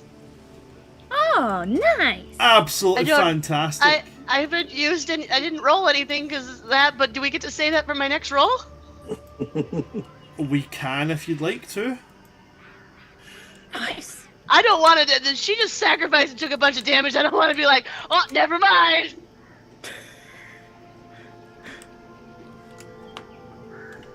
It's up to you. You can save it I for would your like to next save. I would Okay. like to save the nat 20 for my next roll. Okay. I was gonna say, please do. So, you now have a nat 20 in store for your next roll. Yes. Awesome. Nice.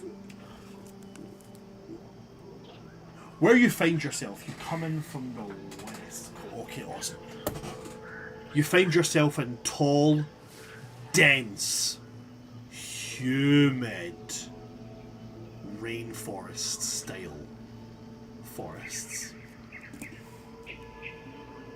Sticky. Oh yeah, humidity So is glad I made wild. out metal. Fez, remind me. Actually, I've also just recalled something. Fez, you would have your mech, wouldn't you? Probably haven't fired it up yet. Yeah, what we'll say is the skiff had the mech on the bottom of it, and as it came in, the mech gets launched as you guys jump out. So the mech is just kind of lying face down in the sand in a big, massive trench that it's created. My boy! Father, help! Father help.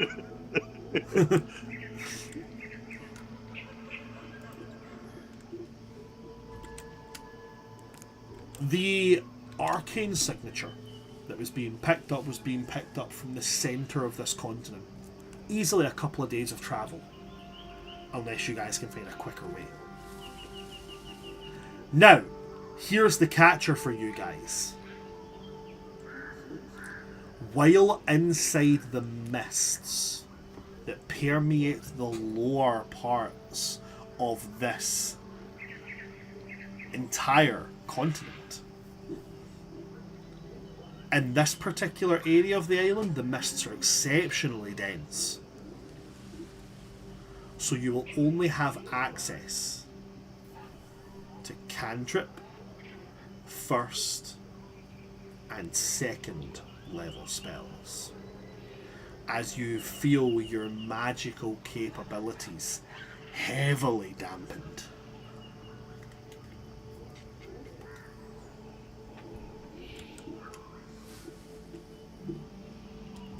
Can I still hear wave? Oh yeah, your magical items and such are Okay. still the same. Okay. Just want to make sure. I was like, my boy, Father my Hill. beautiful handsome boy.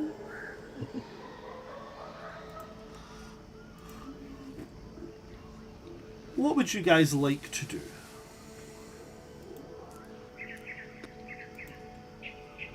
Probably start heading in the direction. Probably should. Okay. I will deploy the big boy. Deploy the big boy. Just as a heads up, Wingo, what's the time? What time are we looking at? We still got an hour. Still got an hour. Awesome. That's what I like to hear. Okay, you deploy the big boy. Yeah. What is the attachments he's got on him? Let's see. For those of you who don't know, Fez is playtesting my own created homebrew artificer subclass called the Mechgineer. So he's got a mech. What are your weapon attachments? Currently, he's rocking the rotary saw blade and the railgun, and if it matters, he has the volt core. Okay, so he's powered by pure raw electricity. Cool, awesome. Yes. The core plays into later parts of it. If you've ever wanted to turn a mech into a bomb, yeah, you can do that. Big old, do. there's a big old red lever just in the top that just okay. Right. So the mech is activated. Thistle stands up, kind of has a look around, and as you guys work together, get your bearings. You pick your direction and start moving. The humidity clings to you. Clothes become slick and sodden and stuck to you. And as you guys progress deeper into this entirely wild and new world, I would invite you all to make for me, please, a perception check. Yay! It's like perception. I roll a nat 20. So, Oh yeah. so remember, I got a 19. You don't. So you can just choose to not do it if you want to keep the nat 20 for something later. I'm gonna because I know that 8 is fantastically perceptive. I will just rolled a refrain nat 20 from using myself, so. I will refrain from using my nat 20 on this. I love having a nat 20 port in that I get to. Oro, I love you. Thank you so much. Do you know what? Thank you. I am going to change the rules of the make it a nat 20, and I'm just going to say that it gives you a nat 20. I will make it different from the MVP the MVP portents that we have, and say that if you don't use it in this session, it gets lost. Okay, so I have to use it this session, but I get to choose the role it gets to go. You have essentially love a that. guaranteed nat 20 portent. I love it. I have 50 minutes. Let's go. I need to roll some dice. Let's find something to kill. I got a It's time to 31 get- for my Yes! perception. A 31. Awesome. It's east now. On a I forgot how 31, perceptive. on a 31 as you're moving through here, usually in a rainforest like this, you would expect to at least see something. You see no creatures. You hear them. You hear birdsong, you hear things moving, but you don't see anything. Now, what you are going to see is, as you move through here, evidence that some patrols from the fleet have made it in here. Boot treads. Discarded ration containers. Yeah, not only are they the Litter bad bugs? guys, they're litter bugs. 8 will be picking all of it up because she does not believe in littering.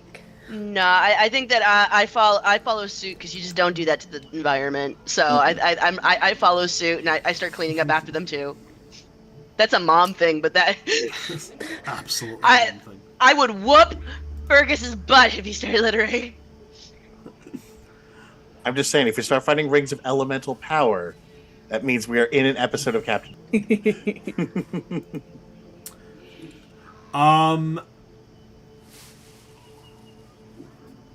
After a couple of hours of travelling in, you'll all smell a very familiar kind of smell, the smell of wood burning.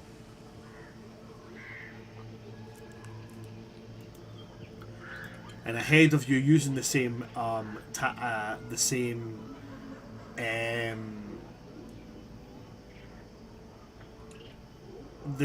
perception checks that we made, you can see a camp of about 6 of them. 6 fleet soldiers. 4 of them appear to be normal foot soldiers, the other 2 seem to be heavy weapon soldiers. Large, ranged weapons sitting next to them.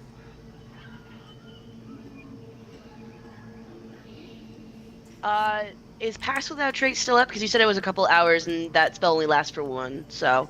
He'll have cast it again. Beautiful, thank you. Do we want to have some fun? We haven't gotten to field test this mech yet. Let's go! And we will ambush him. Okay. So as you guys ambush, I will invite you all to roll your initiatives. I get a nat 20 on my initiative. Oh, that is amazing. How about that? 25. Nice. I'm sitting at Okay. a 16. I got a 19. Oh my goodness, guys, we're rolling so bad. Yeah. This is like a first. We normally roll so bad. I know. This is normally shit. I'm waiting for the other shit. I'm hoping it's my new Avantris dice. Well, you got a Ventress dice? I want to see. Yeah. I it's, got- it's from shit. Crooked Moon.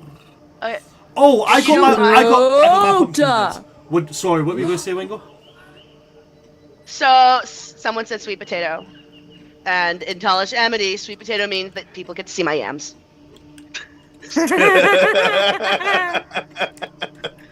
I love that. I got my crooked moon stuff through. I got my backer kit stuff through. It's fucking stunning. Oh yeah, I've read through the book. It's amazing. Oh, no, have you seen the special edition? No, I haven't gotten to see that. Where's my pretty book? I'm trying. Now I have to relearn my melee fighter, who I forgot how to play this character entirely. I'll find it and show you before we end the call, but I'm just going to get this done. Right, let me just get all the things here done.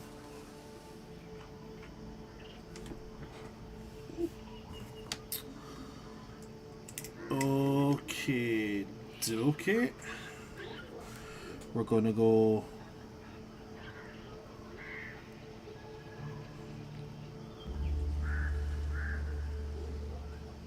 Do we need to do stealth for if they can see us?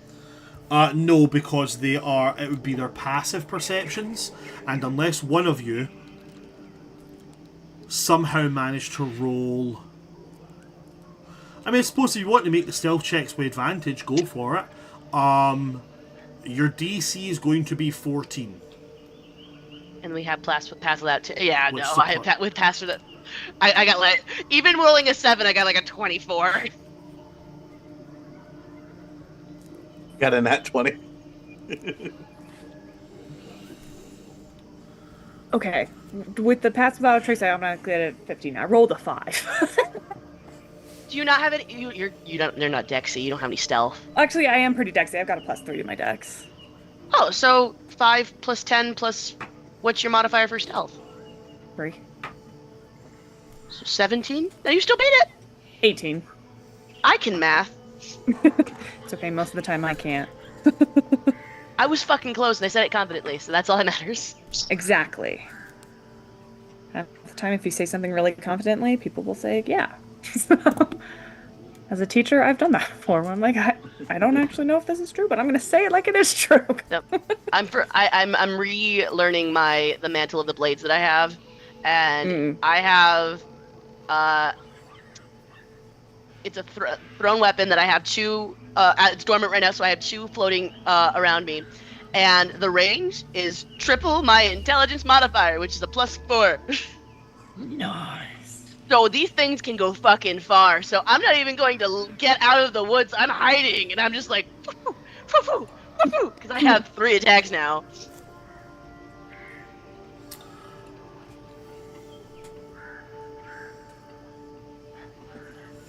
And that roll there was a... Okay, and now I will roll Thistle's initiative. Oh, fuck yes.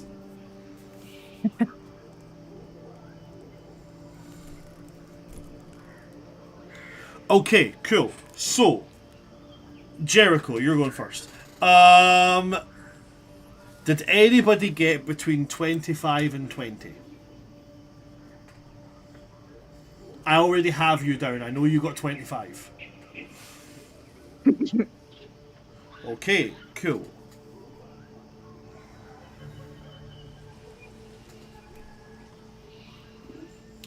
Did anybody get between 20 and 15? 16.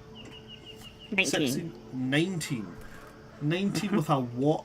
What's your modifier? 3. +3.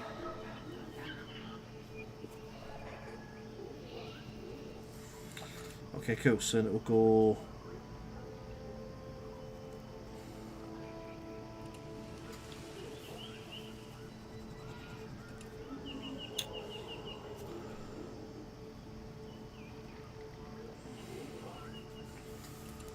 Okay.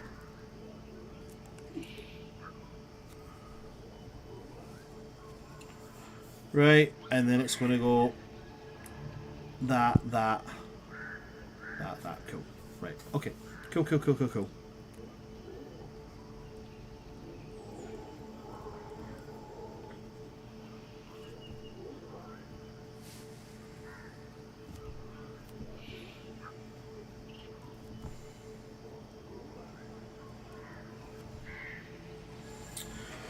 Okay. So in that case, as we go into combat, with a surprise round, meaning they will not get their first actions. Jericho, you are first. All 6 of them are sitting around a little, I'd say they're all within the same 15-foot diameter. So I like to think that they're talking about food or something very mundane, and the first knife goes and takes this advantage because I'm hidden. Yes, it'll be advantage. Yes.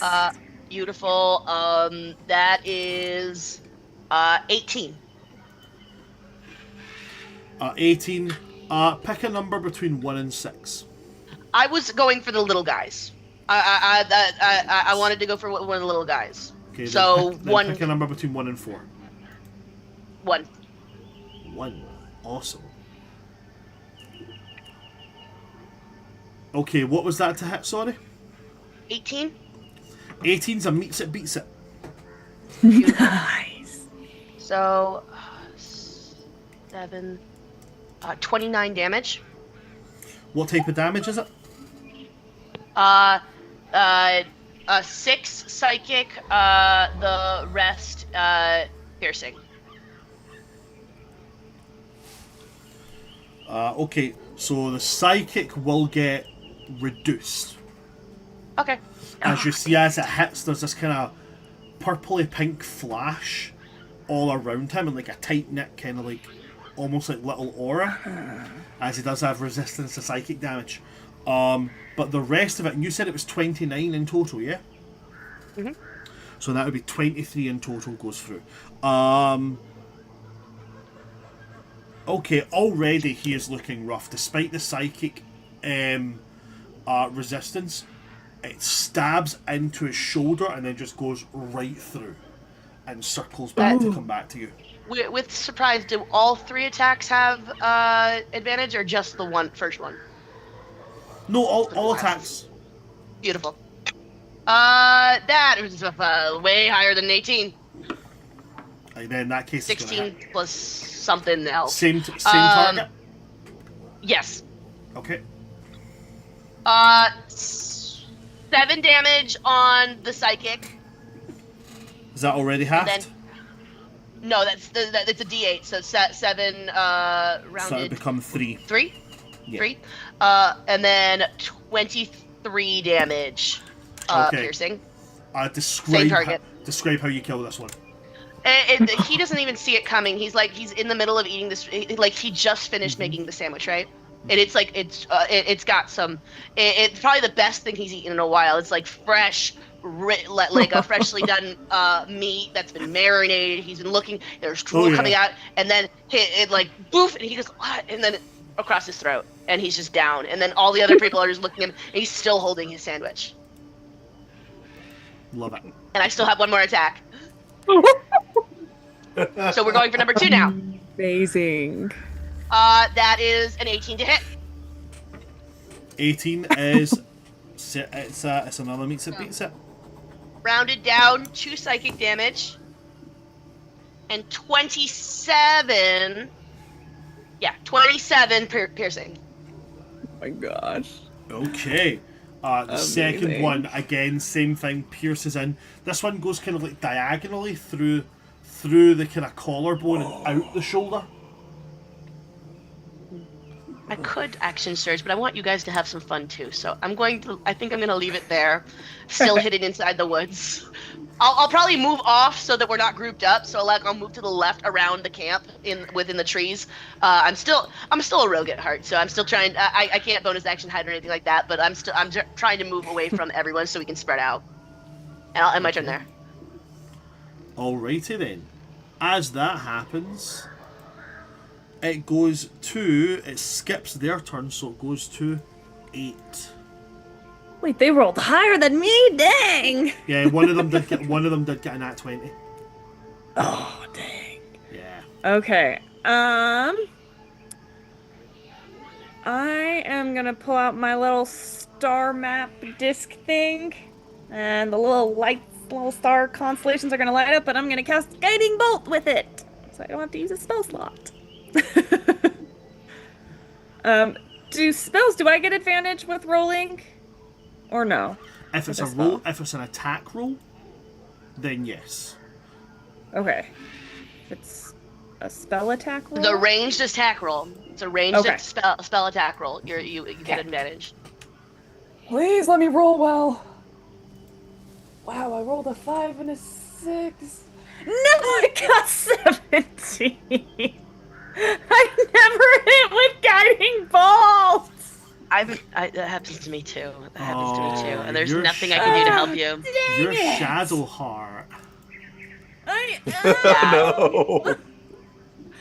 There's nothing I can do to help you too. I'm so sorry, bud. Nope. So I miss, and then I'm gonna take flight. Kind of hide up amongst the canopies. I'm so sorry. With advantage! That's rough. Wow. That's rough, buddy. It is rough. Oh shit, I'm a commander. I could have used my bonus action to make them do attack rolls. I forgot that I can do that. Now you know. Oh, it's a year of not playing this character. I'm like, oh my god. Alrighty.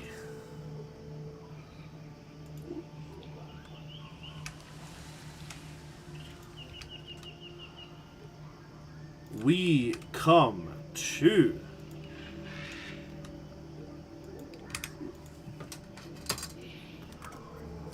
at the end of 8's turn,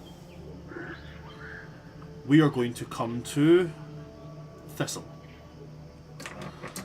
And Thistle is going to kind of look them over and then like grin,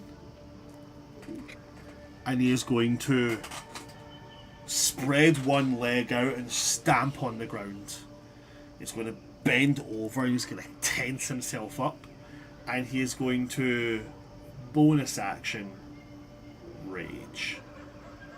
Oh, he's a druid barbarian. And then as he rages, you see like the ears, they kind of start to perk up and point a little bit. His square, flat nose turns into a little bit more of like a snout. His eyes go yellow, his teeth elongate, and the hair that he has, that kind of like short fur that furballs have covering their whole body, that becomes a bit more wild and long. As he rages, he's going to activate the Totem of the Bear. Nice. And then he's just going to run in. And he's going to run to one of the bigger guys, and he's going to swing. He is going to use Great Weapon Master, so -5 for a +10. Sorry, eye itchy. Wow, I hate that so much. DM, roll a d20 and get a 15 or higher for a follow.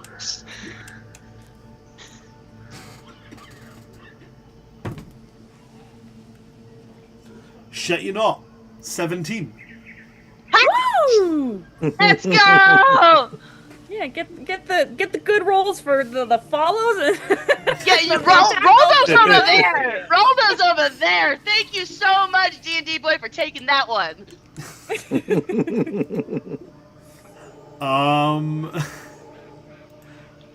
Right. There we go. Thank you so much for the follow, D&D boy. That's absolutely phenomenal. Thank you so much. Right. So yeah, he charges in. He's gonna swing that maul. Let's roll to hit for him.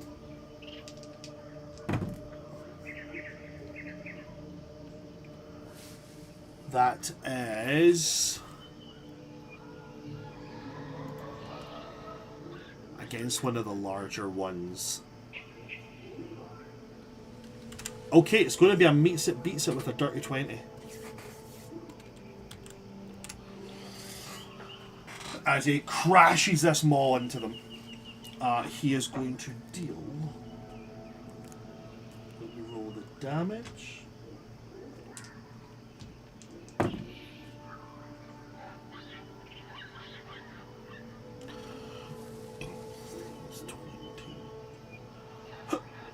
Pardon me. So the first attack is going to be a total of 25 bludgeoning damage.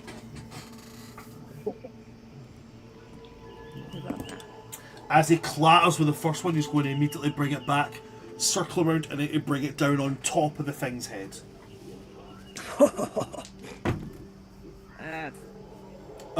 That's not going to hit that one. I can tell you that right now. Even with advantage, 2 3s, he's getting -5 on it straight away. As he brings it down on top of it, this much larger one manages to shift out of the way before hitting the centre of his chest to activate his armour. But that's Thistle's turn done, at which point it immediately goes to Fez. You're up. Right. How many targets do we still have upright? 5. One quite 5. wounded, one slightly dented.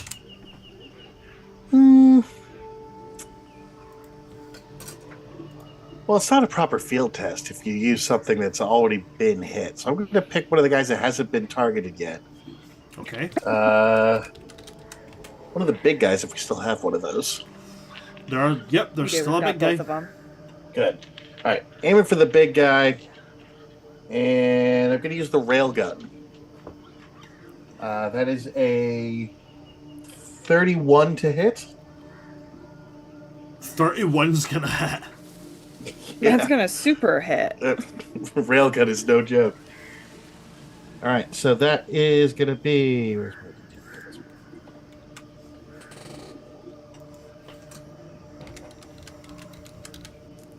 Alright, that is... Oh yeah, it's because I infused it. I made it a +2. Yeah. So that's going to be 13 piercing damage. And I'm going to spend my bonus action to make 2 additional attacks because I hit with the rail cannon. And that's how that works. That's second true. one is... Yeah. Second one's going to be a 25. And the third one will be a 26. So just hold Both those. of those will hit. Alright, second hit is 14 piercing damage. Ooh. Sorry, what was the damage on the first hit in total? The first one was 13. And then it was So 14, 27 you said, yeah? total. Yeah, 13 and 14, so that's 27 piercing. Yep. This does count as a magical weapon if that matters. Yep. And that was not a good roll. That is only 8. 8's not going to hit. Or wait, that's 8 damage. No, 8 damage. Yeah. Yeah, 8 damage. It's a me damage. Alrighty. So you come in with this rail cannon, and this guy stands up and he reaches out to hit his chest to set up his armor before the 3 shots. Shoulder, hit his chest, knock him down. But as it knocks him down, he does put his hand onto it and activate it. At this point, it goes to the top of the initiative order, and we are going to have them involved in this round. At the top of round 2, surprise round is over. Jericho, you are up with Soldier on deck. So if I have I have 2 that are on death's door, 1 that's sort of injured. 2 that are slightly dented, 1 who's on death's door. I'm going for death's door first. Rolling this straight roll because I'm no longer hidden. 18 on the die. Is this the one that's certain death, basically? I want the one with the lowest HP is who I'm aiming for first. Okay, so that would be the one that you've already stabbed once with one Yes. of these. So it's them again. Yeah, 18's going to hit. Meets it, beats it. So 2 psychic, already reduced. 28 piercing.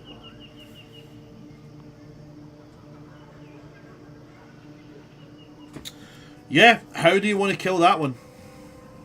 I think that he looks over at his friend. He tries to grab the sandwich, and it goes through his arm.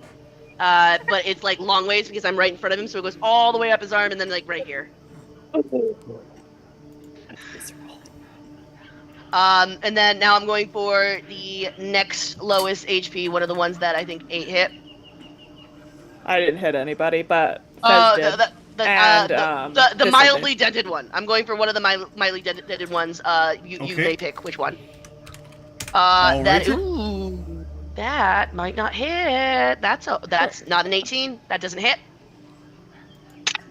Okay. That's a 19 on the die. That does hit. Alright. Nice. 1 reduces to 1, right? Or does that no damage go through for psychic? If No, it's halved? it must be 1. It must be 1 damage. Okay, so 1 psychic damage and 26 piercing. Okay. 1 psychic damage and 26 piercing. Bonus action. I can command. I can command 2 at the same time. So Tibble and Fezit both can make an attack. Okay. Using Since I this still is haven't using your closed the reaction. distance. This is using their reactions. Since I still haven't closed the distance, I'll use the railgun again. That is weirdly not going to hit, I don't think, because that is a 14. Oh man. Aw, man. That's There a are fuck so me. few numbers that will result in. Oh It's my one god! of them. I didn't really hit that. And then I'll give that to Tibble, and then I'm also going to action search and take 3 more hits. When you say Tibble, do you mean Thistle? Thistle, sorry, I was so fucking close. I just didn't know if I had mistaken his name, so I was like, Was it? No, you're probably. We trust Jess over Wingle. Wingle doesn't know names for shit. So this'll. I got 1 hit. I got 2 hits. I got a nat 20.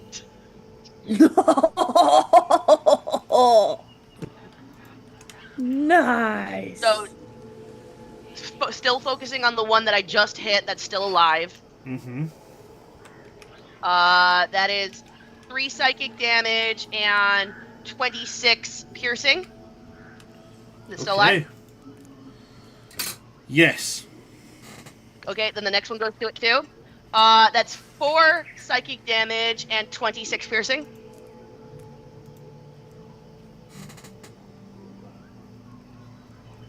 $26, you said, yeah? Mm-hmm. And 4 psychic that already reduced. Okay. Barely, but still standing. I don't know. Yeah, I'm just gonna if you want me to roll it, I'm just gonna do the nat 20 and just knock him out. Completely. I obliterate his head, like, straight up. It's like, boing, boing, boing, and then as it's coming back, it goes through his eye, back into my hand. Awesome. Then one of the knights is destroyed. Beautiful. That is everything I can do this turn. I love Commander Fighters. I just did like 120 damage in 1 turn.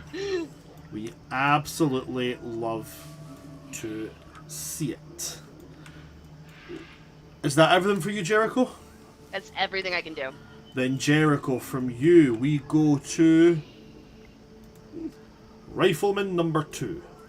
Rifleman number 2 at this point has picked up his rifle and is going to aim at the only one he can see, which is Thistle. No. Oh, I broke cover. I'm you visible broke too. cover as well. Yeah. It's a big giant mech where you can't see me. It's like John Cena. There's a picture of John Cena on the mech. Walked out with railguns blasting the circle, so I was just waving in front of my face like this.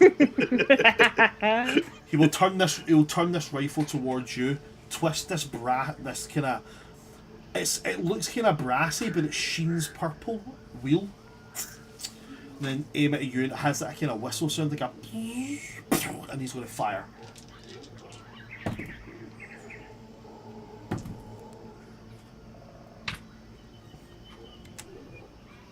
That is going to be 22 to hit. 22 does hit. 22. Let's add a little whoa on there and see if I can't reduce it to not hit you. You'll have to pull it down by 3. Whoa! It is a 2! Oh, that Say means it beats then. it. That's it. Why did you say it? Poor thing. That's like 3 times in a row, buddy. I'm so sorry. Oh my god, I'm laughing so hard I'm crying right now. Oh my god. You will take 13 force damage onto your mech from that. All right.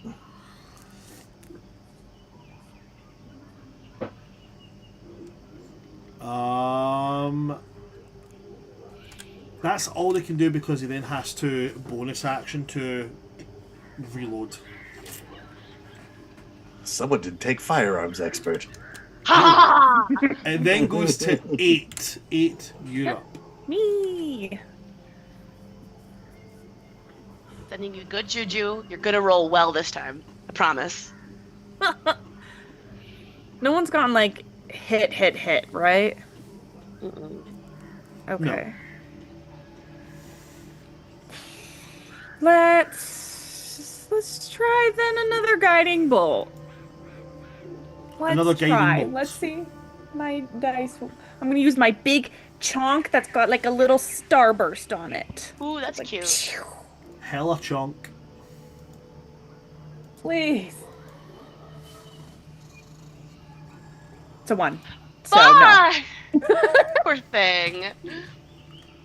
I should just So stick you're- to healing. It's what I'm good at. So it's our first week back. You're gonna do well next. It's in next session. You're gonna absolutely fucking crush it. Next session, Yes. you're going to annihilate everything. Mm-hmm. Luckily, with my little star map, I have 6 uses of guiding bolts that don't use spell slots. I love that. That's so cool. That's really nice. So I'm just gonna be like, Gotta love it. Gotta love it. it does not use a spell slot. Okay, is that everything for you then? Yeah, because nobody's hurt, so I'll just Be like a little gremlin up in the trees. Then in that case, it's going to go to Thistle. And Thistle is going to keep attacking. Eight's just sitting here like this. exactly. He's going to keep attacking the thing that he's the large knight that he's up against. Get it. Just double Come on. checking something for his barbarian stuff. I know it's a high stakes game, but you need him to move over. I refuse. I'm not going to do it. I know I'm milking the puns. So that is going to be a grand total of 8 plus 8 is a 16. Me plus me.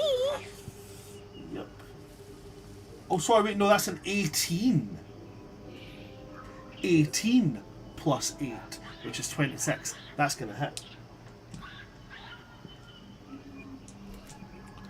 So that is going to be 2d6 plus 7 plus... Oh! Oh, this thing counts as a construct. Oh. So he gets to do double damage. As it activated its armor. So 2d6, 2 and 2 is 4, plus 7 is 11, plus 10 because of Great Weapon Master is 21. So he takes his maul this time and he clatters into its side, dealing 42 damage in the first hit.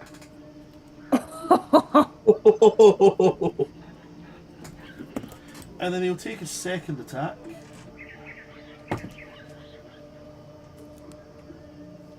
And that is going to be a dirty 20 on that one, which is a beats it against the knight. 5 and 1 is 6, plus 10 is 16, plus 7 is 23. 23 doubled because of the siege weapon becomes 46. Yeah. So, this one, because he's raging, going to be slightly graphic here. As he brings this thing down on top of this armoured knight thing, as it cracks, it grabs hold of both halves of it and pulls it apart before grabbing the head of the soldier inside and pulling them out and just throwing them behind them. They fly away, slam into a tree and slide down it. That is the end of Thistle's turn, which means it then goes to Fez. There are 2 riflemen still alive. 2 riflemen, and that's all. That's it. How far apart are they? They haven't moved, so they're about 10 feet apart. Nice. Is Thistle in the way? Yes, but he's raging and is a bear totem barbarian. Alright, I'm gonna... That sounded like consent, Fez. That sounded like okay. consent. He's resistant Alright. to all damage except psychic. Good, I ain't doing psychic. I'm going to line up the riflemen so I can get a beat on them. And I'm going to activate my Volt Core Blast, which is effectively What? yeah. So Your what? it's my core blast, so I can basically vent my engine at them. So that is a 15-foot cone of lightning. Yep. And they're going to need to make a dex save, DC of 18. It'll 3d6 lightning on a fail, half on a success. Okay.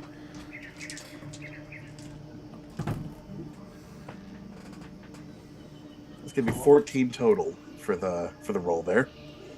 That is going to be an 8 and a 4. They are both taking 14 lightning damage. So you target towards them, and the grill in front of your mech's core opens and shifts apart, and there's just a as lightning pours out, and they'll both take 14 lightning damage.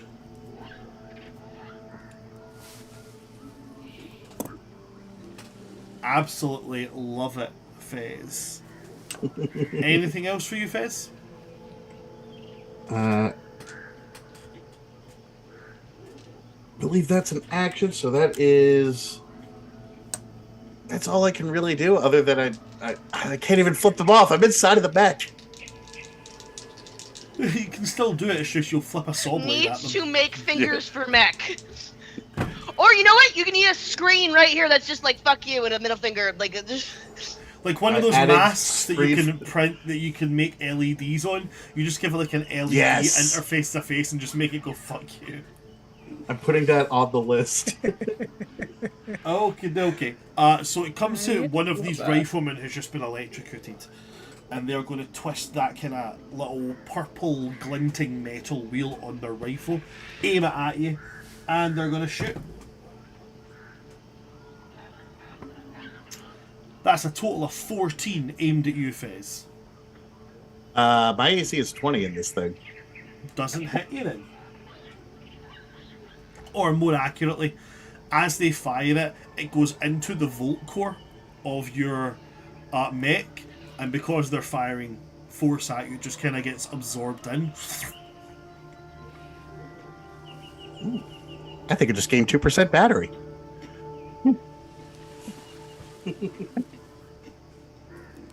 With that being the end of their turn, it goes to round 3. Jericho, you're on deck. There's 2 left.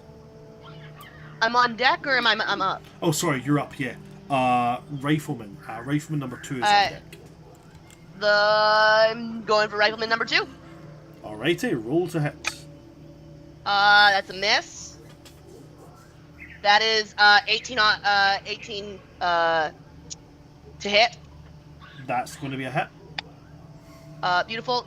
3 psychic damage already done down, and then 25 piercing.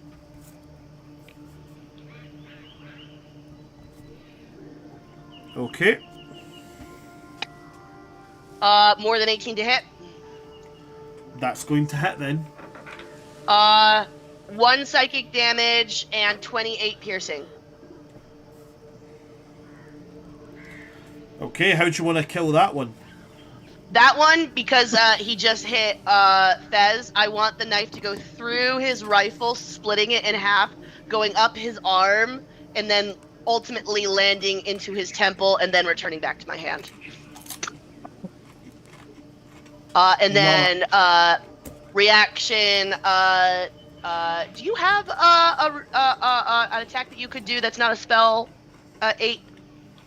I mean, I've got my rifle arm. That sounds like fun. So we're gonna do 8 and Fez. Make me if you would like to use your reactions, you may to make an attack. You sure you don't want to do Thistle, who can hit a lot harder than me? I like to rotate it, and it's also less dice for the DM to roll. Okay. We spread the love here. Let's see if I roll well. Was the target in front of me the one who just died? No. No. That did not All right, look cool. like you rolled well. I rolled an 8 plus a 9 is 17! God damn it! Hey, Jess. Yeah. Just because I want to be nice, have a +1.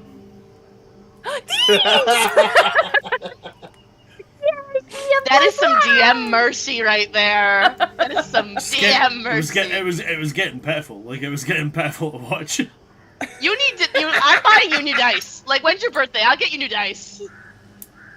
Oh, I mean, I've got like over 60 sets of dice, but And you my need dice new are just ones. being mean And you need tonight. new ones, bud. This is the worst I've ever seen someone roll. Oh, I've rolled in some of my sessions like 3 nat ones in a row. Oh, I've done it too. I've done it too. It's like, why? Why is it this way? But I did 10 damage! Yay! Fez, your attack? Yes. Yep. I have a 29. I'm using the rotary saw blade. 'Cause I'm gonna be mean. That is going to be 17 points of slashing damage, and if he's not dead, he has to con save to avoid bleeding. So I here's would what like to happened. make my sashimi. Here's what happened there. Jericho's blade found purchase in a person and killed them. Then it found purchase in another person, at which point they decided, you guys have a shot. At which point 8 decided to turn and just bang, shoot them right in the chest. And then while this guy's like, got a big shard of metal sticking out of him and a bullet in his chest, Fez came over and went, hi, how you doing? I think we fucked up. Weren't we supposed to give them the chance to join us? Nope. Only if they threw their weapons down and they all picked them up. Every single one of them did. Oh, so we're in the clear. Yeah, we're good. Good. Ethically absolved. Beautiful. I Also, broke dead men one of tell their no guns. tales, so it's not like they're gonna tattle on us. I broke one of their guns, Fezzik. I am sorry. It's all right. But you it was a broke really one. pretty shot. Yeah. My guns are cooler. That They is go true. fuck. That is true. Yeah, but These it's also guns like don't spare. material you can use. You can melt them down, make new weapons. In that case, breaking them doesn't matter. It just makes them easier to melt. Yay! See? Is there We're recycling. is there any loot in this little camp? I mean, nothing of like major substantial means that they don't have any gold or anything like that. I'm stealing that fucking sandwich. You can have the sandwich. Thank you. It's like field ration sandwich. Oh, Like, it's an MRE. but it's like the opposite of an MRE because like there's too much mayonnaise on the sandwich, so the bread is slightly soggy, and it's like Oh, it's the- hospital cafeteria How- food. How And it's how like- does it? It's moist, but it tastes like sawdust. the pastrami's too Thing. thick, so it's like really tough to bite through. No, I take a bite and I go, nah, I'm good. I love I the am way getting you're close to time, describing this sandwich. It's like they actually have like a full deli that is delivering to them, but they just suck. I definitely didn't base it off one place I went to get lunch in Philadelphia. Oh no. It was fucking awful. It was so bad. And then I discovered Reading Terminal Market, and things Just wait became till Oh you- yeah. Wait till you come to California, you have pizza over here for the first time. You're gonna be like, wow, that is horrible. I don't know, man. that is cardboard I've with sauce on it. I've tasted pizza in Philadelphia. Is it bad over there? Fucking awful. Yeah. I haven't had it is. Philadelphia pizza. You gotta go to New York or Connecticut. Don't worry, I'll bring him to Regina's. Everything will Okay, be fine. please New- educate Yes. him on what pizza New supposed to taste York, like. New York pizza is great, is amazing. Mhm. I'm going to stand on the hill. Chicago pizza's better. Like, No, it's not. I like my pizza to No. be mostly cheese. All right. No. You know how you are with I- Iron Brew? That's how I am with New England pizza. New England pizza bar. You know, I'll get him a Cape Cod pizza. I'll get him some bar pizza. Ooh, that Yeah. I actually don't think I've had a Cape Cod pizza, but I need to be Oh educated. my god. But I will Yeah. say one thing. The best thing I ate in Philadelphia is we found a place that did sushi burritos. I've had, yeah, those Mm. are good. Those are good. And I literally, like, I went back an hour later and got another one. I was like, this is too good.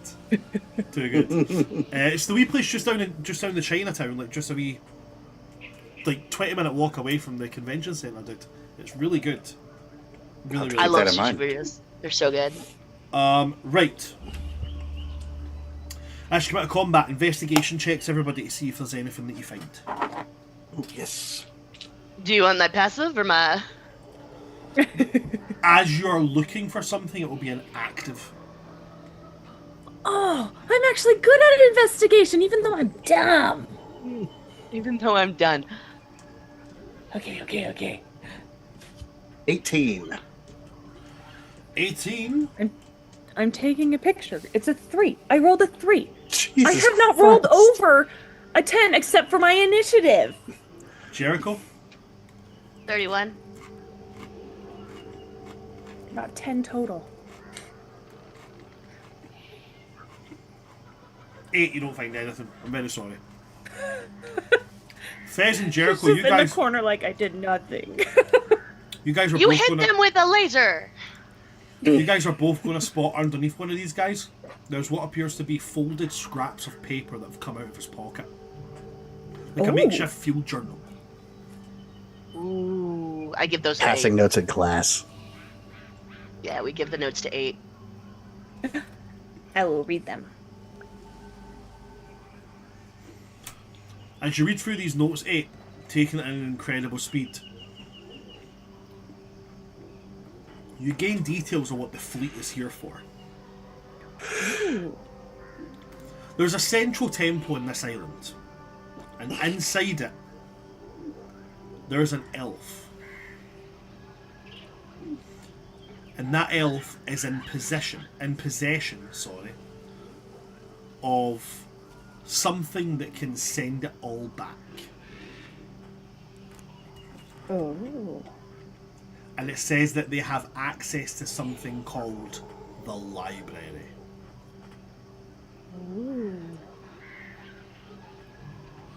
Ominous. It does, however, say that anybody who's come into contact with this elf has been dealt with, and that they are protected by constructs made of paper. Oh, cool. Kami fight.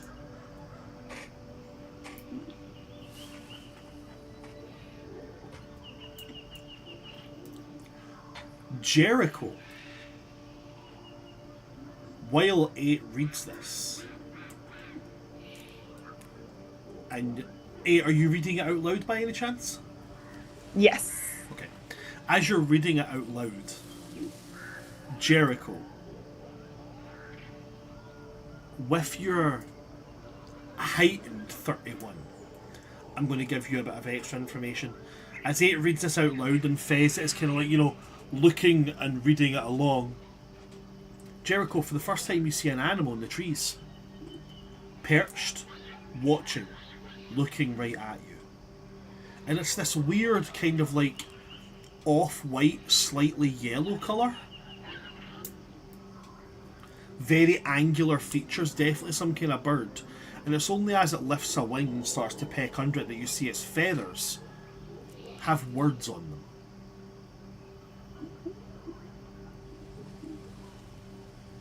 As what you're looking at appears to be an owl made out of pages of a book. It.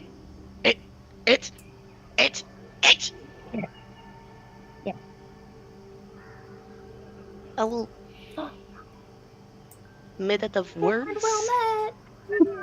And are you able to communicate with it? Well, I can speak Druidic, which allows me to speak to most animals, but let me look at that I have prepared. I could always turn into an owl, and then I could definitely talk to it. Okay, I don't have speak with animals or anything like that. I don't know if that would even work on this, so I will turn into an owl. I do know that we're running short on time, but I am gonna just say that I'm gonna turn into an owl. Okay. Yeah, I need to for get next going. time. Okay, cool. Then that's fine. With you turning into an owl, we are going to leave it there hanging on an ominous note.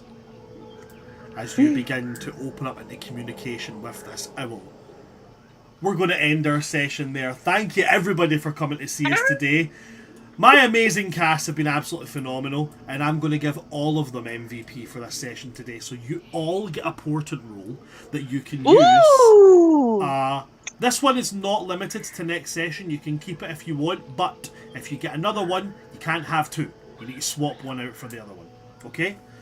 As we're a bit short for time, I'm just going to say if you want to see whatever we play, you should come and see us at World Tree Quest every second Wednesday. So not next Wednesday, but the Wednesday after. Come and see us then. And if you want to see everybody's social medias, go watch other sessions. Catch up on the last one. And at the end of the session, you'll find out where you can see all these people's wonderful faces.